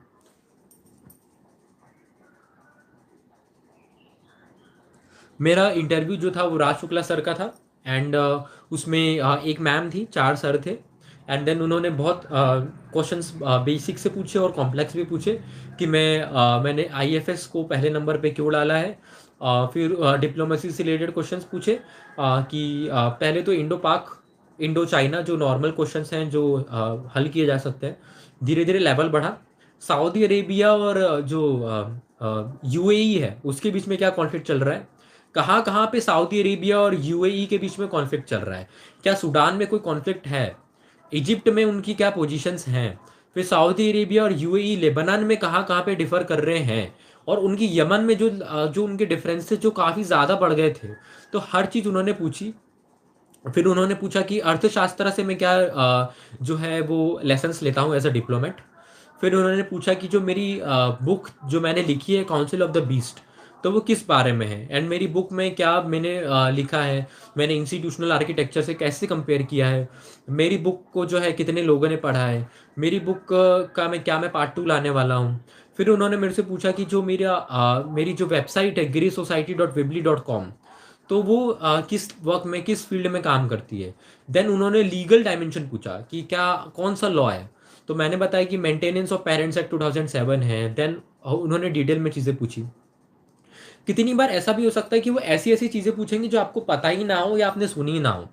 जैसे कि एक पैनलिस्ट थे, वो कुछ भी पूछ रहे थे, उसका मुझे ऐसा लग रहा था कि कोई सेंस बन ही नहीं रहा है। वो बात डिस्कशन कैलेंडर, नॉर्मल कैलेंडर जो रहता है उसके ऊपर बातचीत चले जा रही है, जिसका कोई सेंस नहीं बनता है। But at the end of the time वो आपसे ज़्यादा जानते हैं। उन्होंने ये सब चीज़ें इसलिए पूछी थी, वो देखना चाहते थे कि क्या मैं नर्वस हो रहा हूँ या नहीं हो रहा हूँ। सो ये उनका जो था क्राइटेरिया देखने के लिए। सो जो पैनलिस्ट है उनके सामने आपको बिल्कुल नर्वस नहीं होना है। आपने यूपीएससी की तैयारी करी है, आप एक इंटीग्रिटी वाले पर्सन हैं, आप एक अच्छे इंसान हैं, आप अपने देश के लिए अच्छा सोचते हैं, एंड आप जो है पूरे फुल्ली डेडिकेटेड है इस जॉब के लिए, चाहे वो डिप्लोमेट की हो, चाहे वो आईपीएस की हो या आईएएस की हो। तो आप बिल्कुल सारे सवालों का जवाब ध्यान से दीजिए। नहीं आ रहा है कोई बात नहीं, आप बोल दीजिए, वो आपकी नॉलेज बिल्कुल टेस्ट नहीं कर रहे हैं। नॉलेज टेस्ट करने के लिए 100 क्वेश्चंस का प्रीलिम्स आता है, एंड ऊपर से और आई थिंक 140 या 160 क्वेश्चंस का मेंस आ गया है। आपने आपने ऑलमोस्ट 20-25 घंटे लिख लिए हैं मेंस में, तो वो आपकी नॉलेज बिल्कुल नहीं पूछ रहे।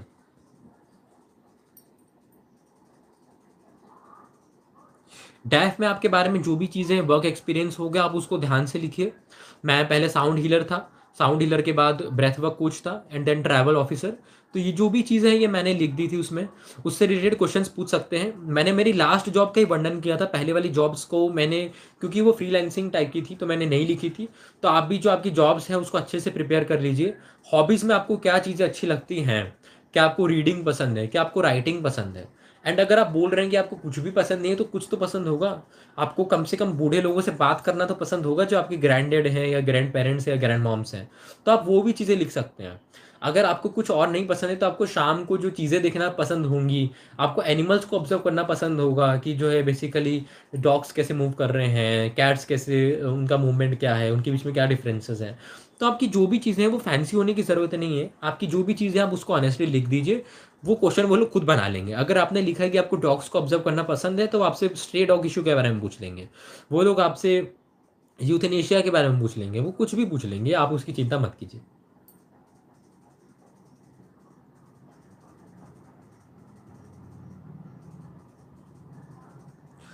अगर हम सभी सेम रिसोर्सेज या बुक लिस्ट से पढ़ते हैं तो खुद को दूसरों से अलग कैसे बनाएं। यार सी, मेरा बेसिकली यही पॉइंट ऑफ व्यू रहेगा कि आप खुद को अलग क्यों बनाना है। मेरे अंदर भी बहुत ये अंदर ही अंदर कहीं ना कहीं मुझे बात सताती थी कि मैं कैसे डिफरेंट बनूं, मैं ऐसा क्या लिख दूं मेरे मेंस के पेपर में जो सबसे अलग बना दे।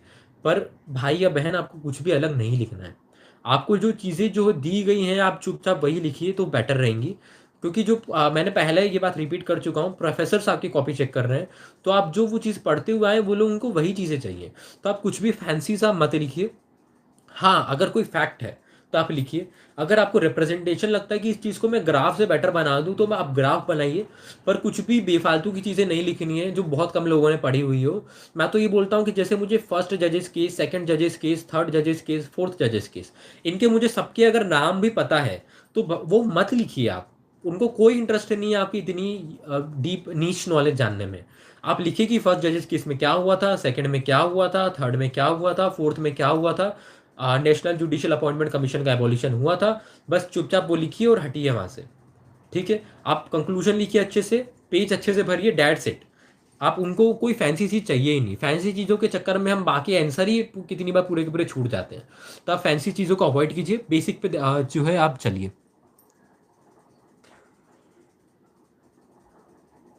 अगर मुझे फिर से यूपीएससी देने का मौका मिलता है तो मैं क्या नहीं करना चाहूँगा। मैं डेफिनेटली 3 चीज़ें नहीं करना चाहूँगा। पहली चीज़ ये होगी कि हज़ारों बुक्स के पीछे भागना।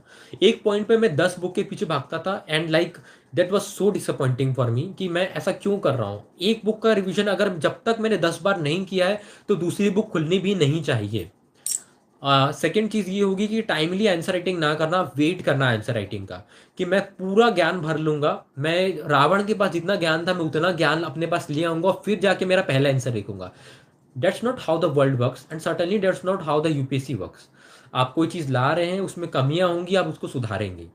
गवर्नमेंट जो है बेसिकली कुछ ना कुछ चीज़ें अच्छी करती रहती है अपने पास्ट एक्सपीरियंसेस के आधार पर। हम देखें अगर कि स्वच्छ भारत मिशन था, तो हमने उसकी स्टार्टिंग करी, धीरे धीरे नज की तरफ गए, उसमें और जो कमियां निकली हमने उसको और सुधारा, एंड फाइनली इंडिया का जो मॉडल है इथोपिया जैसी कंट्री भी अडॉप्ट कर रही है। सो आप देख सकते हैं कि इंडिया ने कैसे अपनी चीज़ों को सुधार और आगे बढ़ी। अगर हम पहले से ही सोच ले कि हम बेस्ट मॉडल लेके आए तो वो कैसे लाएंगे? बेस्ट मॉडल होता है क्या? बेस्ट मॉडल वही है जो प्रैक्टिकल हो पाए। तो आप जो लिख पा रहे हैं वही बेस्ट मॉडल है। आप उसमें धीरे धीरे करके सुधार लाइए। आप आराम से, आपके पास जो शकला का बुम बुम का जो पेंसिल है वो नहीं आ जाएगा कि आप बेस्ट आंसर लिख देंगे। आप बहुत खराब आंसर लिखेंगे।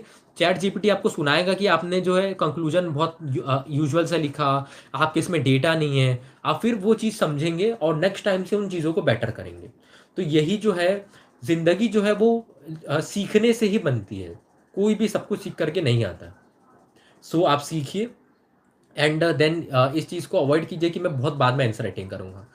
एंड तीसरी चीज़ ये होगी कि आपका कोई टाइम टेबल नहीं है, तो इस चीज़ को मैं जो है बेसिकली रिकमेंड जो है नहीं करूँगा। क्योंकि जब मैंने स्टार्टिंग करी थी तो मेरा कोई टाइम टेबल नहीं होता था, अपनी इंटरेस्ट के हिसाब से बुक पढ़ ली, ऐसा नहीं होता है। मैंने धीरे धीरे कमियों को समझा एंड उन कमियों के हिसाब से मैंने जाना कि टाइम टेबल का होना कितना ज़रूरी है। अगर आज मुझे ये टेस्ट लिखना है 3 घंटे का तो मैं इसको लिख के रहूँगा। जो फ्रिक्शन जो है कि मेरा मन नहीं कर रहा है, आलस आ रहा है, कुछ ना कुछ बहाने दे रहा हूँ, वो चीज़ हटा दो आप एकदम। 3 घंटे लिखना है मतलब लिखना है, 6 घंटे एक दिन में लिखना है मतलब लिखना है। ठीक है? तो यही चीज़ें जो है आपको अलग बनाएंगी। जो आप पूछ रहे थे ना कि आपको दूसरों से चीज़ें क्या अलग बनाएंगी, दूसरों से आपको यही चीज़ें अलग बनाएंगी कि आप जो काम करना चाहिए था वो आपने किया कि नहीं, जो बेसिक चीज़ें थी वो आपने की कि नहीं, तो आपको वही चीज़ें दूसरों से अलग बनाएंगी।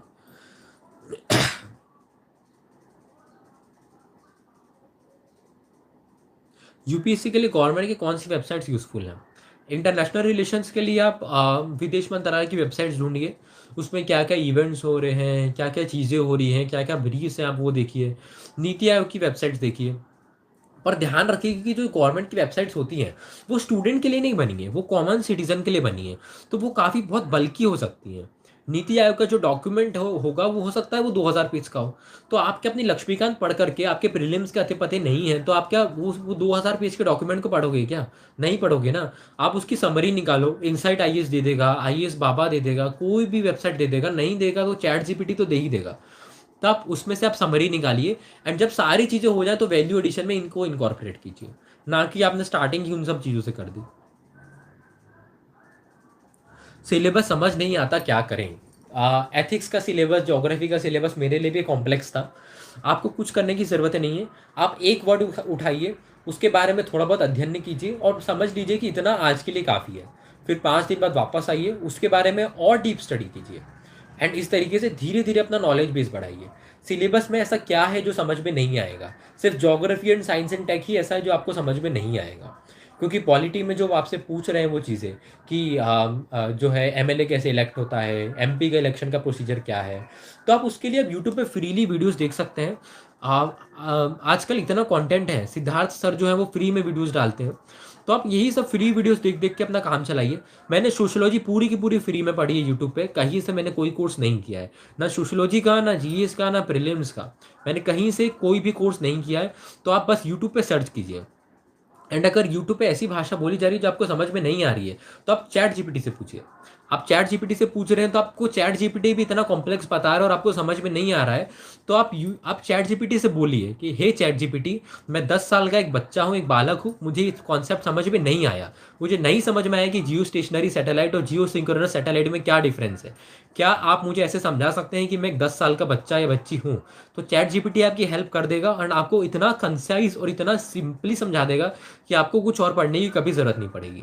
आज एजुकेशन इक्वलाइज हो चुकी है। अब ज़रूरी नहीं है कि किसी डिप्लोमेट का बच्चा डिप्लोमेट बने, किसी आईएएस का बच्चा आईएएस बने। अब हम सबके पास इक्वल अपॉर्चुनिटी है, क्योंकि इंटरनेट का ज़माना आ चुका है, फ्री इंटरनेट है, अवेलेबल है, उसका पूरा प्रॉपरली यूटिलाइज करवाइए। इंस्टाग्राम अगर हम लोग हमारा एक्टिविटी टाइम 3 घंटे हो सकता है, तो हमारा चैट जीपीटी का एक्टिविटी टाइम 1 घंटा तो हो ही सकता है। सो मैं यही बोलूँगा कि आप उसका ज़्यादा से ज़्यादा यूटिलाइज करवाइए। कुछ भी ऐसी चीज़ नहीं है जो समझ में ना आए। आप 10 बार पढ़िए, आपको 11वीं बार ज़रूर समझ में आएगा, क्योंकि चैट जीपीटी आपको बच्चों की तरह समझाने के लिए अवेलेबल है।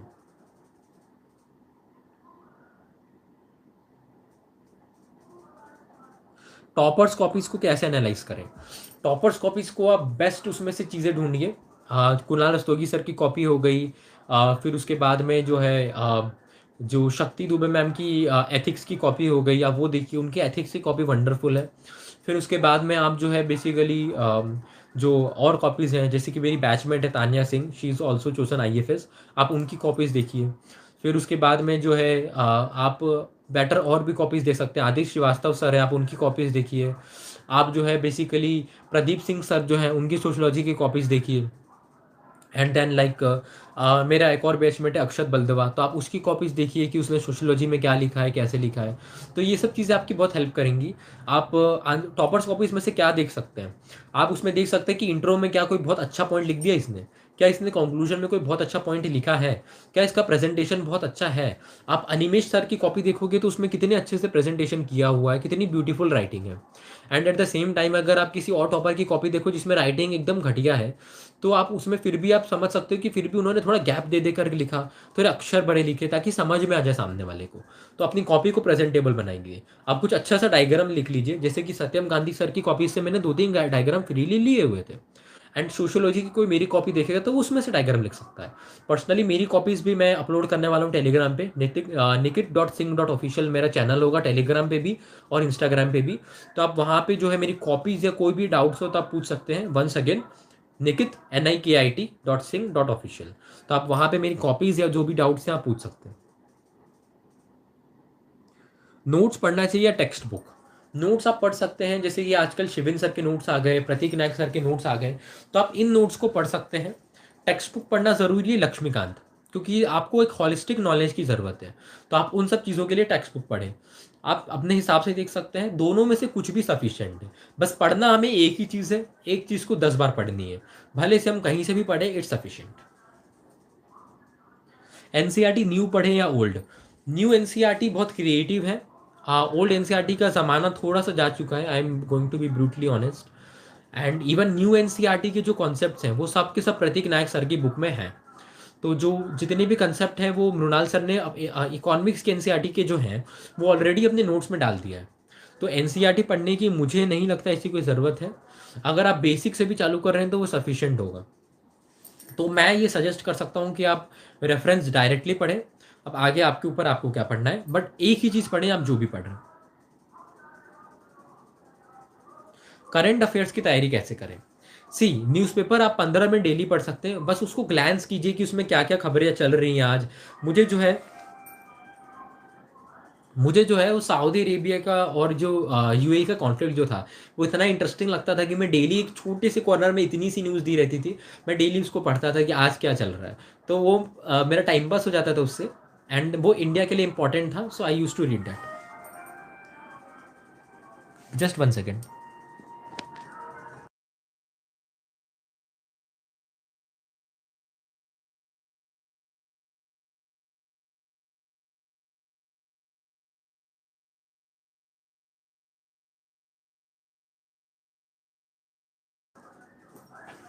I am so sorry for the disruption again.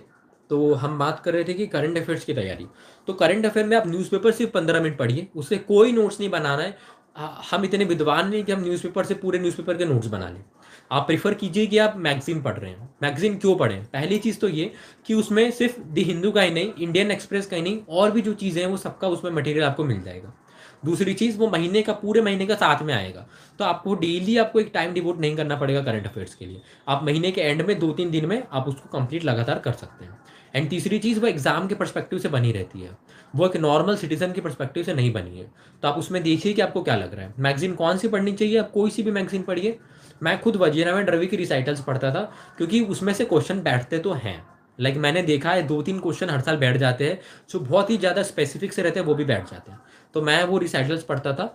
Vision IAS वाली मैगजीन से भी बैठते होंगे, बट मैंने वो पढ़ी नहीं है, पर बैठते ज़रूर होंगे। तो कोई भी एक आप जो है कोचिंग लीजिए और उसको फॉलो कीजिए। यूपीएससी में कोचिंग कितनी इंपॉर्टेंट है? यूपीएससी में कोचिंग का जीरो इंपॉर्टेंस है। कहीं से आपको गाइडेंस लेनी है तो उसमें कोई गलत बात नहीं है। अगर आपको लग रहा है कि मैं बेटर कर सकता हूँ या कर सकती हूँ, अगर कोई मुझे हैंड होल्ड करे, अगर कोई जो है बेसिकली मेरे लिए एक प्रोग्राम बना के दे कि 9-9 महीने ये पढ़ना है, तो ठीक है कोचिंग उसके लिए। पर्सनली मैं कोचिंग प्रीफर नहीं करता हूँ, क्योंकि मुझे ऐसा लगता है कि अगर पॉलिटी या आईआर के सिर्फ अगर 30-30 लेक्चर है तो उसमें क्या ही समझ में आएगा। उससे अच्छा तो मैं घर पे यूट्यूब पे नहीं देख लूँगा क्या, या चैट जीपीटी से नहीं पढ़ लूँगा क्या। तो आप कोचिंग के लिए उतनी ज़रूरत नहीं है। ना मैं दिल्ली गया हूँ, ना मैंने कोचिंग की है। मेरी सारी पढ़ाई जो मेरे इंदौर के एक रूम से ही हुई है। So I think that would be sufficient for you as well. But किसी प्रेशर में नहीं आना है। अगर आपको लगता है कि आप जो आपको ऑप्शनल के लिए कोचिंग की ज़रूरत है, तो आप ऑप्शनल के लिए कोचिंग कीजिए। मैंने नहीं की है, बट अगर आपको लग रहा है कि आपको कंसेप्ट उससे एकदम क्लियर हो जाएंगे, आपको ऐसा लगता है कि आपको पीयर सर्कल मिल जाएगा, तो आप बिल्कुल कोचिंग ज्वाइन कीजिए। किसी में कोई शर्म की बात नहीं है। मैंने डेली घंटा कितने पढ़ाई करी? यूजुअली मैं 10 घंटे पढ़ता था प्रीलिम्स के लिए, और जब मेंस आई तो मैंने ज़्यादा पढ़ना चालू कर दिया था। इंटरव्यू के टाइम पे तो कोई नहीं पढ़ता है, सिर्फ 6-7 घंटे ही लोग पढ़ते हैं। बट मेंस के टाइम पे आप ध्यान रखिए कि आप जब अक्टूबर से दिसंबर के बीच में पढ़ रहे हैं मेंस के लिए, जो पिछले साल जो जैसे कि मान लीजिए 2027 का पेपर है, तो आपने 2026 में मेंस की पढ़ाई अभी कर रहे हैं, तो आप 15-15 घंटे भी पढ़ सकते हैं, 16-16 घंटे भी पढ़ सकते हैं डेली। हो सकता है ना पॉसिबल हो, बट एक दिन छोड़ करके तो हो सकता है। तो आप उस चीज़ को ट्राई कीजिए कि आप पढ़ाई उस हिसाब से करें, क्योंकि at the end of the day आपको देखना होगा कि आपके लिए कितने घंटे में आपके टॉपिक्स कवर हो पा रहे हैं। ये कोई एक रेस नहीं, एक मैराथन है। अगर आपका जो है, अगर आपने एक टेस्ट 3 घंटे का लिखना था और एनालाइज करना था चैट जीपीटी के साथ में, क्योंकि आपने लिखा 3 घंटे का, आप चैट जीपीटी से एनालाइज कर रहे हो, उसमें लगेंगे 5 घंटे।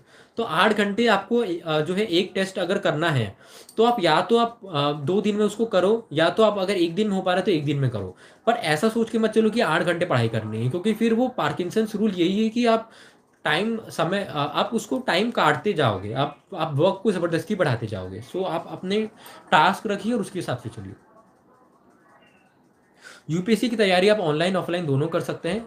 ऑनलाइन आप कुछ टेस्ट लिख सकते हैं, ऑफलाइन एक टेस्ट आप ज़रूर ऑफलाइन जाके लिखिए, क्योंकि यूपीएससी आपके टेबल पे आपको नहीं लिखना है। यूपीएससी के लिए आपको भवन जाना पड़ेगा। इसलिए मैंने जो जो टेस्ट सीरीज थी वो इंदौर में रंजीत सिंह कॉलेज था, मैंने वहाँ पे जा करके सारे पेपर लिखे थे। 20-22 घंटे मैंने लिखे थे एक्चुअल टाइम पीरियड में, कि हाँ अभी चालू हो गया, 2 घंटे का ब्रेक हो गया, वापस 3 घंटे बैठ गया।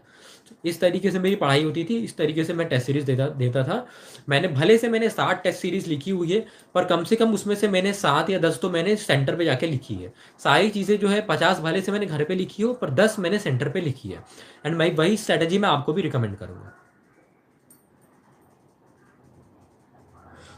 हम लोग ये कवर कर चुके हैं, दिल्ली जाने की कोई ज़रूरत नहीं है। दिल्ली हमारे पेरेंट्स की जनरेशन वाले लोग जाते थे। अभी जो लोग जा रहे हैं, हो सकता है वो कल्चरल लैग के लिए जा रहे हो। एक चीज़ मैं ज़रूर बोलना चाहूँगा, अगर आप किसान फैमिली से हैं, तो मैं आपको अच्छे से समझ सकता हूँ कि कुछ ना कुछ काम पूरे दिन भर रहेगा, एंड देन तब आपको दिल्ली जाना पड़ेगा। तब आपको कोई डिस्टर्ब ना करे, इसलिए आप कंफर्टेबल हो पाएँ, इसलिए आप दिल्ली जाएँ। अगर आप जो है बेसिकली फार्मिंग फैमिली से हैं तो। अगर आप जो है बेसिकली ऑलरेडी किसी छोटे शहर से हैं, तो वहाँ पे आपको इन्वायरमेंट मिल जाएगा, अच्छा पानी मिल रहा है, अच्छी चाय मिल रही है टाइम टू टाइम, कपड़े धुल के मिल रहे हैं। तो आप दिल्ली में जाके क्यों करना है आपको एक रूम में, बेसिकली क्यों अपने आप को आप फोर्स करवाना है अपने आप को। तो आप आराम से रहिए अपने सिटी में। पेरेंटल सपोर्ट भी आपको मिल जाएगा। बट अगर जो है जिसको दिल्ली में जाना है, जो रूरल बहुत ज़्यादा पिछड़े फैमिली रूरल बैकग्राउंड से है, या फार्मिंग फैमिली से है, तो आप ज़रूर जाइए दिल्ली में। मेरी फ्रेंड्स हैं एंड मैं जानता हूँ कि कैसा माहौल रहता है, कुछ ना कुछ हमेशा निकल जाता है काम, कोई ना कोई आ जाता है बात करने के लिए। सो आप वहाँ उस इन्वायरमेंट माहौल से निकलिए, दिल्ली जाइए और अपने ड्रीम्स पूरे कीजिए। अगर आप सिटी में रहते हैं तो यहीं पे बैठ के पढ़ाई कीजिए, शांति होगी।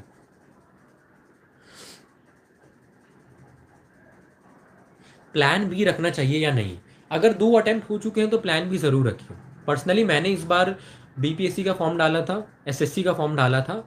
तो अगर इस बार यूपीएससी नहीं होता तो मैं ज़रूर, अगर मैं डिप्लोमेट नहीं भी बनता, तो मैं ज़रूर कुछ ना कुछ ज़रूर ट्राई करता, बिकॉज हर इंसान की एक एज हो जाती है। इसमें कोई शर्म की बात नहीं है कि आप तैयारी कर रहे हो तो आप अनएम्प्लॉयड हो, बट अगर आप कोई फॉर्म दूसरा भर ही नहीं रहे हो तो that is a problematic thing, क्योंकि 2 अटेम्प्ट निकल चुके हैं ऑलरेडी।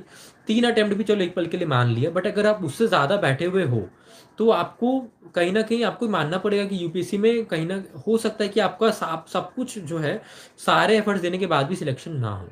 तो कहीं ना कहीं ये बात आपको ध्यान रखनी पड़ेगी। मैंने खुद ने अपने लिए प्लान भी चूज़ कर लिया था कि मैं एसएससी के पेपर दूंगा, मैं बीपीएससी के पेपर दूंगा, एंड मैंने एसएससी का टीयर 1 क्लियर हो गया था, तो मैंने टीयर 2 की भी एग्ज़ाम दी थी। तो आप देखिए कि आपको बेसिकली कि आपकी प्रिपरेशन लेवल क्या है। अगर आप फर्स्ट अटेम्प्ट दे रहे हैं, सेकंड अटेम्प्ट दे रहे हैं, तो कोई बात नहीं, आप सिर्फ और सिर्फ यूपीएससी पे फोकस कीजिए। मैं खुद बोल रहा हूँ कि आप यूपीएससी पे ही फोकस कीजिए। बट 2 अटेम्प्ट हो गए एंड आप कुछ करना नहीं चाह रहे हैं, तो आपको कहीं ना कहीं सोचना पड़ेगा कि आपके ऊपर रिस्पॉन्सिबिलिटीज़ कितनी हैं। आपने अपने लिए डिज़ायर नहीं की थी ये लाइफ, तो ज़बरदस्ती आप भले से आप मत पढ़िए पर पेपर दे के आ जाइए एक। तो आप पेपर देना बहुत ज़रूरी रहता है ताकि सेल्फ सफिशिएंसी आ जाए। जो रैंक 1 थे प्रदीप सिंह सर एक एक टाइम पर, तो वो एसएससी से उन्होंने सिलेक्शन लिया, फिर वो जो है हाई कोर्ट के बीच में टाइम मिलता था तो उसमें पढ़ाई करते थे, फिर जाके वो जो है वो इतनी बड़ी पोजीशन पे पहुंचे। तो आपको देखना पड़ेगा कि वो तो वेट उन्होंने नहीं किया ना कि मैं 27 का हो जाऊँ, 28 का हो जाऊँ, पेपर देता रहूँ। उन्हें लगा कि उनका टाइम हो गया है, उनके ऊपर रिस्पॉन्सिबिलिटीज़ हैं, तो उन्होंने वर्क के साथ में पढ़ाई करी। एंड इस बार भी मेरे कुछ बैचमेट्स हैं, लाइक 560 रैंक आई एक मैम की, वो एसबीआई में जूनियर एसोसिएट थी। एंड मैं आपको बता दूं, एसबीआई में जूनियर एसोसिएट का काम इतना ज़्यादा रहता है कि सांस लेने की भी फुर्सत नहीं रहती है। उसके बावजूद उन्होंने इतना सब कुछ किया, इतनी मेहनत करी, और यूपीएससी में इतनी उम्दा रैंक आई है उनकी। तो मैं यही बोलूँगा कि आप अगर एज हो रही है तो आप अटेम्प्ट के अलावा आप बेसिकली और भी एग्ज़ाम्स दीजिए। स्पेसिफिकली एसएससी दे दीजिए, बीपीएससी दे दीजिए। एमपीपीएससी थोड़ी सी टफ है यूपीएससी वालों के लिए, पर बीपीएससी और जो यूपीएससी का स्टैंडर्ड है वो मिलता जुलता है, तो आप वो डेफिनेटली ट्राई कर सकते हैं। मैप्स को कैसे याद रखें? मैप्स को मैं कभी बिलीव नहीं करता हूँ कि आप अपने कमरे को मैप से भर दें, उससे एनजाइटी होती है कहीं ना कहीं। सुबह उठ रहे हो और मैप्स देख रहे हो, भाई you are not intelligence officer कि इतनी मैप्स की ज़रूरत है। अगर आपके पास गूगल मैप्स हैं, आपको कोई लोकेशन देखनी है, तब वो ऑलरेडी गूगल मैप्स पे देख सकते हो ना। अब वो पर्सनल ओपिनियन है जिसका, अगर जिसको मैप लगाना है, बट मुझे वो चीज़ बेसिकली बहुत एनजाइटी दे देती है। मैं पढ़ रहा हूँ आराम से, मेरे दीवारें मुझे क्लीन चाहिए, मुझे कोई ड्रेस, मेरी टेबल पे साज सजावट नहीं चाहिए, बस मैं पढ़ूंगा। कॉपीज़ भी मैं एक्चुअली छुपा देता था। ठीक है, मेरी है कॉपी, मान लीजिए मेरा पूरा स्टैंड भर चुका है कॉपीज़ से, टेस्ट लिख लिख के मैंने पूरी टेबल भर दी है, फिर भी मैं उसको बेड के अंदर डाल देता था, क्योंकि मुझे बेड पूरा क्लीन चाहिए, टेबल पूरी क्लीन चाहिए, उसमें बस मुझे 2 कॉपीज़ दिखनी चाहिए। क्योंकि एक एनजाइटी होता है एंड वो होता है कि इतना पढ़ना है, इतना पढ़ना है। वो मेरे लिए वो काम नहीं है। मुझे बस एकदम शांत सा इन्वायरमेंट चाहिए जिसमें एकदम लाइट से कलर्स हों पेंट पे, और बस कुछ भी दीवार एकदम खाली हो। उसमें मैं अगर मैप्स में ज़रूरत पड़ रही है तो मैं उसको देखूंगा, न्यूज़पेपर में अगर कोई मैप लोकेशन आई है तो मैं उसको देखूंगा। इसके अलावा मैगजीन में मैप आ रहे हैं, जो रिसाइटल्स की मैगजीन है उसका मुझे अभी भी याद है कि पेज नंबर 30 से लेकर 34 तक 4 मैप्स हर महीने आते थे। तो वो मैप सफिशिएंट है यार, लाइक उससे उसके अलावा आपको कोई मैप करने की ज़रूरत ही नहीं है। उसमें वेडरलैंड के मैप दे देंगे, पोर्ट्स के मैप दे देंगे, हर चीज़ के उसमें मैप्स रहेंगे, सो डैट्स वेरी सफिशिएंट। तो मैं यही बोलूँगा कि चीज़ों को सिंपल आप रखना चाहें तो बेटर रहेगा, वरना कॉम्प्लेक्स अगर आपने किया और फिर वो याद नहीं हो तो उसका डिप्रेशन अलग जा सकता है। रिवीजन कैसे करें? रिवीजन फेस्ड रहेगा। फेज़ 1 का रिवीजन जब आपने पढ़ा, फिर पढ़ के भूल नहीं जाना है। 5 दिन बाद वापस से रिवीजन होगा, फिर 15 दिन बाद होगा, फिर 1 महीने बाद होगा, फिर 3 महीने बाद होगा। तो एक फेस्ड साइकिल रहेगी जिसमें आपको रिवीजन करना है। डिस्ट्रैक्शन से कैसे बचें? डिस्ट्रैक्शन से बचिए मत, डिस्ट्रैक्शन को कम कीजिए। आप डिस्ट्रैक्शन पूरे रिमूव नहीं करने हैं। अगर जैसे कि मेरी फैमिली में कोई बच्चा है तो वो भी तो एक तरीके से डिस्ट्रैक्शन ही हो गया ना, तो वो हेल्दी डिस्ट्रैक्शन है।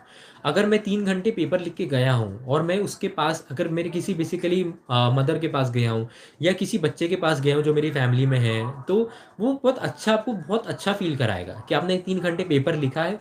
आप उसको लेकर के घूमने के लिए निकल गए 15-20 मिनट तक, एंड आपको कोई रिग्रेट नहीं होगा, and that's the best feeling. अब जब मैं बोल रहा हूँ तो मुझे रियलाइज़ हो रहा है कि यूपीएससी से सिलेक्शन लेने के बाद उसमें जो उस टाइम पे जो फीलिंग थी, उससे भी अच्छी फीलिंग यही होती थी कि मैं 3 घंटे लगातार लिखा है, और 3 घंटे लिखने के बाद में ब्रेक लिया, फिर वापस से 3 घंटे लिखा है जैसे यूपीएससी करवाती है जीएस में। और 6 घंटे लिखने के बाद में जब मैं किसी किसी बच्चे के साथ खेल रहा हूँ बिना किसी गिल्ट के, और उसको इधर उधर लेकर के जा रहा हूँ, so that's the best feeling in the world. And thank you to UPSC time India for making me realise that मैं ये फीलिंग ऑलमोस्ट भूल चुका था।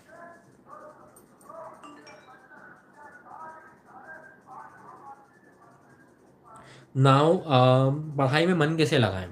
पढ़ाई में मन इसलिए लगाइए कि पढ़ाई इंटरेस्टिंग है। बहुत कम लोगों को ये अपॉर्चुनिटी मिलती है कि वो इस तरीके से पढ़ाई करें।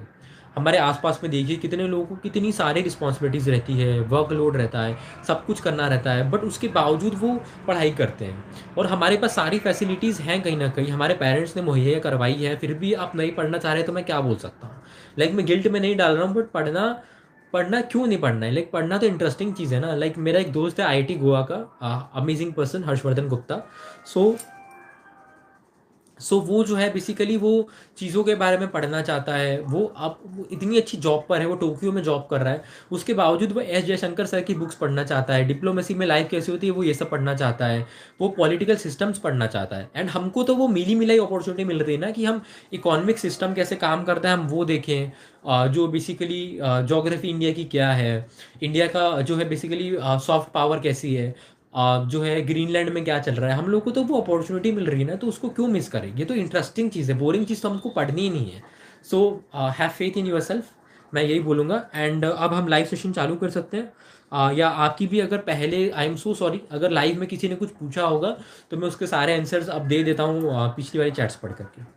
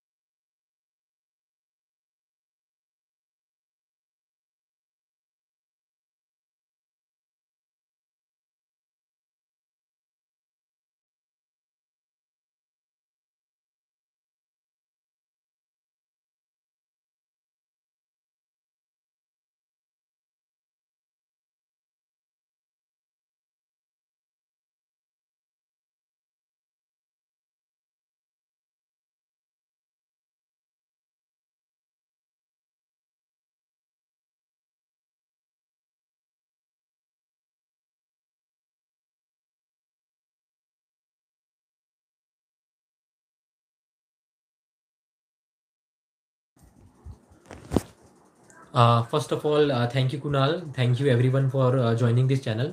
सो पहला क्वेश्चन है कि एनसीईआरटी पढ़नी चाहिए या नहीं, वो मैंने कवर कर दी है। पढ़नी है पढ़ो, वरना जो प्रतीक नायक की बुक है, जो मृणाल सर की बुक है, उन्होंने सब कुछ कवर किया हुआ है। Moving to the second question, thank you Jewel for joining us. आपने पूछा था कि क्या एक्स्ट्रा जो एक्टिविटीज़ है उनसे बेनिफिट मिलता है यूपीएससी में? तो डेफिनेटली मिल सकता है, अगर आपकी कोई अच्छी खासी एक्टिविटी है। कितने लोग कुकिंग लिख रहे हैं, कितने लोग लिसनिंग टू द सॉन्ग्स लिख रहे हैं, तो वो सबको ही लिख रहा है। ऐसा नहीं कि यूपीएससी पेनलाइज करता है, अगर आपने सेम चीज़ें लिखी है तो भी आप लोगों को 210 नंबर यूपीएससी ने दिए हैं। मेन चीज़ ये है कि अगर आप कुछ आपने अच्छी चीज़ लिखी है, जैसे कि पर्सनली मैंने एक बुक लिखी थी, तो UPSC was interested by that. And कोई भी नॉर्मल पर्सन पूछता है कि आपकी बुक के टॉपिक्स क्या है, आपने इंस्पिरेशन कहाँ से ली, तो एक दो क्वेश्चन उससे बैठ गए। फिर मैंने जो मेरी वेबसाइट थी एल्डरली लोगों के लिए, तो उन्होंने उससे वो क्वेश्चन पूछ लिए। तो कहीं ना कहीं आपको एक ये हेल्प मिलेगी कि आप अपना इंटरव्यू प्रिडिक्ट कर पाओगे एक्स्ट्रा एक्टिविटीज से। उससे आपको कोई एडवांटेज नहीं मिलेगा, क्योंकि हो सकता है कि वो कुछ डिफिकल्ट क्वेश्चन पूछ दें, बट देन आप क्वेश्चन प्रेडिक्ट कर सकते हो कि वो आपसे ये क्वेश्चन पूछेंगे। अगर आपने वही जेनरिक चीज़ें लिख दी कि मुझे बुक्स पढ़ना पसंद है, तो वो आपसे कुछ भी पूछ सकते हैं। हो सकता है करंट अफेयर से रिलेटेड कुछ डीप पूछ लें। बट अगर आपने कुछ लिखा है कि आपने बुक लिखी है बुक पढ़ने के बजाय, तो वो आपसे उस बुक से रिलेटेड सवाल पूछेंगे, तो वो एक बेनिफिशियल चीज़ हो जाएगी। नाउ एक और किसी फ्रेंड ने पूछा था कि आंसर राइटिंग जो है उसमें 2 से 3 क्वेश्चंस छूट जाते हैं। तो thank you UPSC time India मुझे अपॉर्चुनिटी देने के लिए, क्योंकि जिस भाई ने पूछा उसके तो फिर भी 2-3 क्वेश्चन छूटते हैं, मेरे तो 4-5 क्वेश्चन भी छूटे हैं स्टार्टिंग में। तो उसे डरना नहीं है। First of all congratulating you कि आपके सिर्फ 2 या 3 क्वेश्चन छूटते हैं। आप धीरे धीरे स्पीड बढ़ाइए, डेली आंसर राइटिंग कीजिए। हो सकता है तो बेसिकली डायग्राम बना दीजिए एक दो क्वेश्चंस में, एंड देन आप थोड़ा सा फॉन्ट साइज बढ़ाइए। फॉन्ट साइज यूपीएससी एग्जामिनर्स को भी अट्रैक्टिव लगता है, क्योंकि वो थोड़े से ओल्ड लोग हैं तो उनको देखने में हेल्प मिलेगी। तो इस तरीके से जो है बेसिकली आप जो क्वेश्चंस को जो है वो टाइमली कंप्लीट कर सकते हैं। एंड कोई बात नहीं, आपके तो फिर भी 2-3 क्वेश्चन छूट रहे हैं। अगर आप एंड ऑफ द डे आपकी फिर भी अगर आपका जो है मान लीजिए आपने एक क्वेश्चन बहुत ज़्यादा ही हड़बड़ाहट में लिख दिया, तो वो भी कोई गलत बात नहीं है। ऐसा सारे टॉपर्स करते हैं, एंड अभिषेक शर्मा सर ने भी एडमिट किया है, जो जिनकी रैंक 38 आई थी पिछले साल।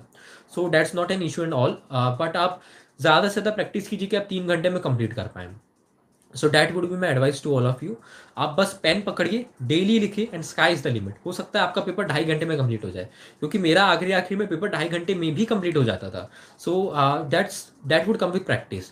क्योंकि स्टार्टिंग में जब मैं 3.5 घंटे 3 घंटे 45 मिनट में पेपर लिखता था तो मायूसी थी, पर वही चीज़ जो है आखिरी में 2 घंटे 45 मिनट में पेपर कवर हुआ तो खुशी भी थी। So that's not an issue at all. Practice कीजिए। 50 टेस्ट मैंने लिखे थे, आप 60 लिख लीजिए। हो सकता है आपकी स्पीड और ज़्यादा इंप्रूव हो जाए। सो आई थिंक मैंने लाइव चैट के भी सारे क्वेश्चंस कवर कर लिए हैं। एंड जो एक क्वेश्चन और था फाउंडेशन कोर्स से रिलेटेड, यार मैं एडवाइस किसी कोर्स के लिए नहीं करना चाहूँगा, क्योंकि मैंने किया नहीं है कि कहीं से फाउंडेशन कोर्स, तो मैं किसी कोचिंग का नाम यहाँ पे नहीं लेना चाहूँगा।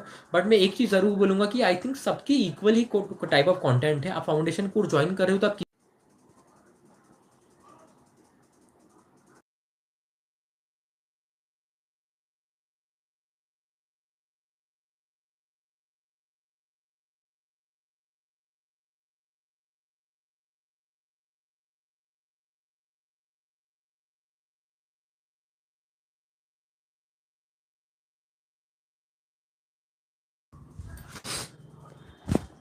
हे एवरीवन, एक एमबीबीएस स्टूडेंट है हमारे पास में। कॉन्ग्रेचुलेशंस, आप डॉक्टर ऑलरेडी हैं।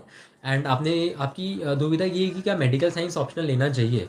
वेल आई वुड डेफिनेटली से कि आपको लेना चाहिए, क्योंकि आप डॉक्टर हैं तो आपको इतनी ज़्यादा अच्छी नॉलेज होगी कि आपको सिलेबस एक्चुअली ज़्यादा पता होगा। कितनी बार मैंने ऑब्जर्व किया कि जो मैथ्स वाले ऑप्शनल वाले फ्रेंड्स हैं मेरे, तो उनको जो सिलेबस में दिया उससे भी ज़्यादा पता है। So that's really beneficial. कितने टॉपर्स हैं मेडिकल साइंस से निकल चुके हैं, हो सकता है आप अगली हो। तो डेफिनेटली मेडिकल साइंस का ऑप्शनल आप ओपन रखिए। ज़रूरी नहीं कि सोशलॉजी या पीएसआईआर के साथ ही आप जाएं, बट आप देख लीजिए आप प्रीवियस ईयर के पेपर्स की क्या आपको आ रहा है मेडिकल साइंस ऑप्शनल में से। क्योंकि सोशलॉजी आप पढ़ रहे हैं तो उसमें आपको एडिशनल एफर्ट तो देना पड़ेगा 4-5 महीने। So depending on year of your attempt, the kind of PY के questions which you are able to solve, आप देखिए कि आप बेसिकली आप कौन सा ऑप्शन ले सकते हैं। So that would be my advice to all of you. Once again thank you all of you for joining. मुझे इतने अच्छे रिस्पॉन्स की उम्मीद नहीं थी, तो मुझे लगा कि क्या पता कमेंट्स आएंगे कि नहीं आएंगे। And then thank you UPSC time India for giving me a platform. This was really really helpful. Thanks again. नमस्कार। Have a good day all of you.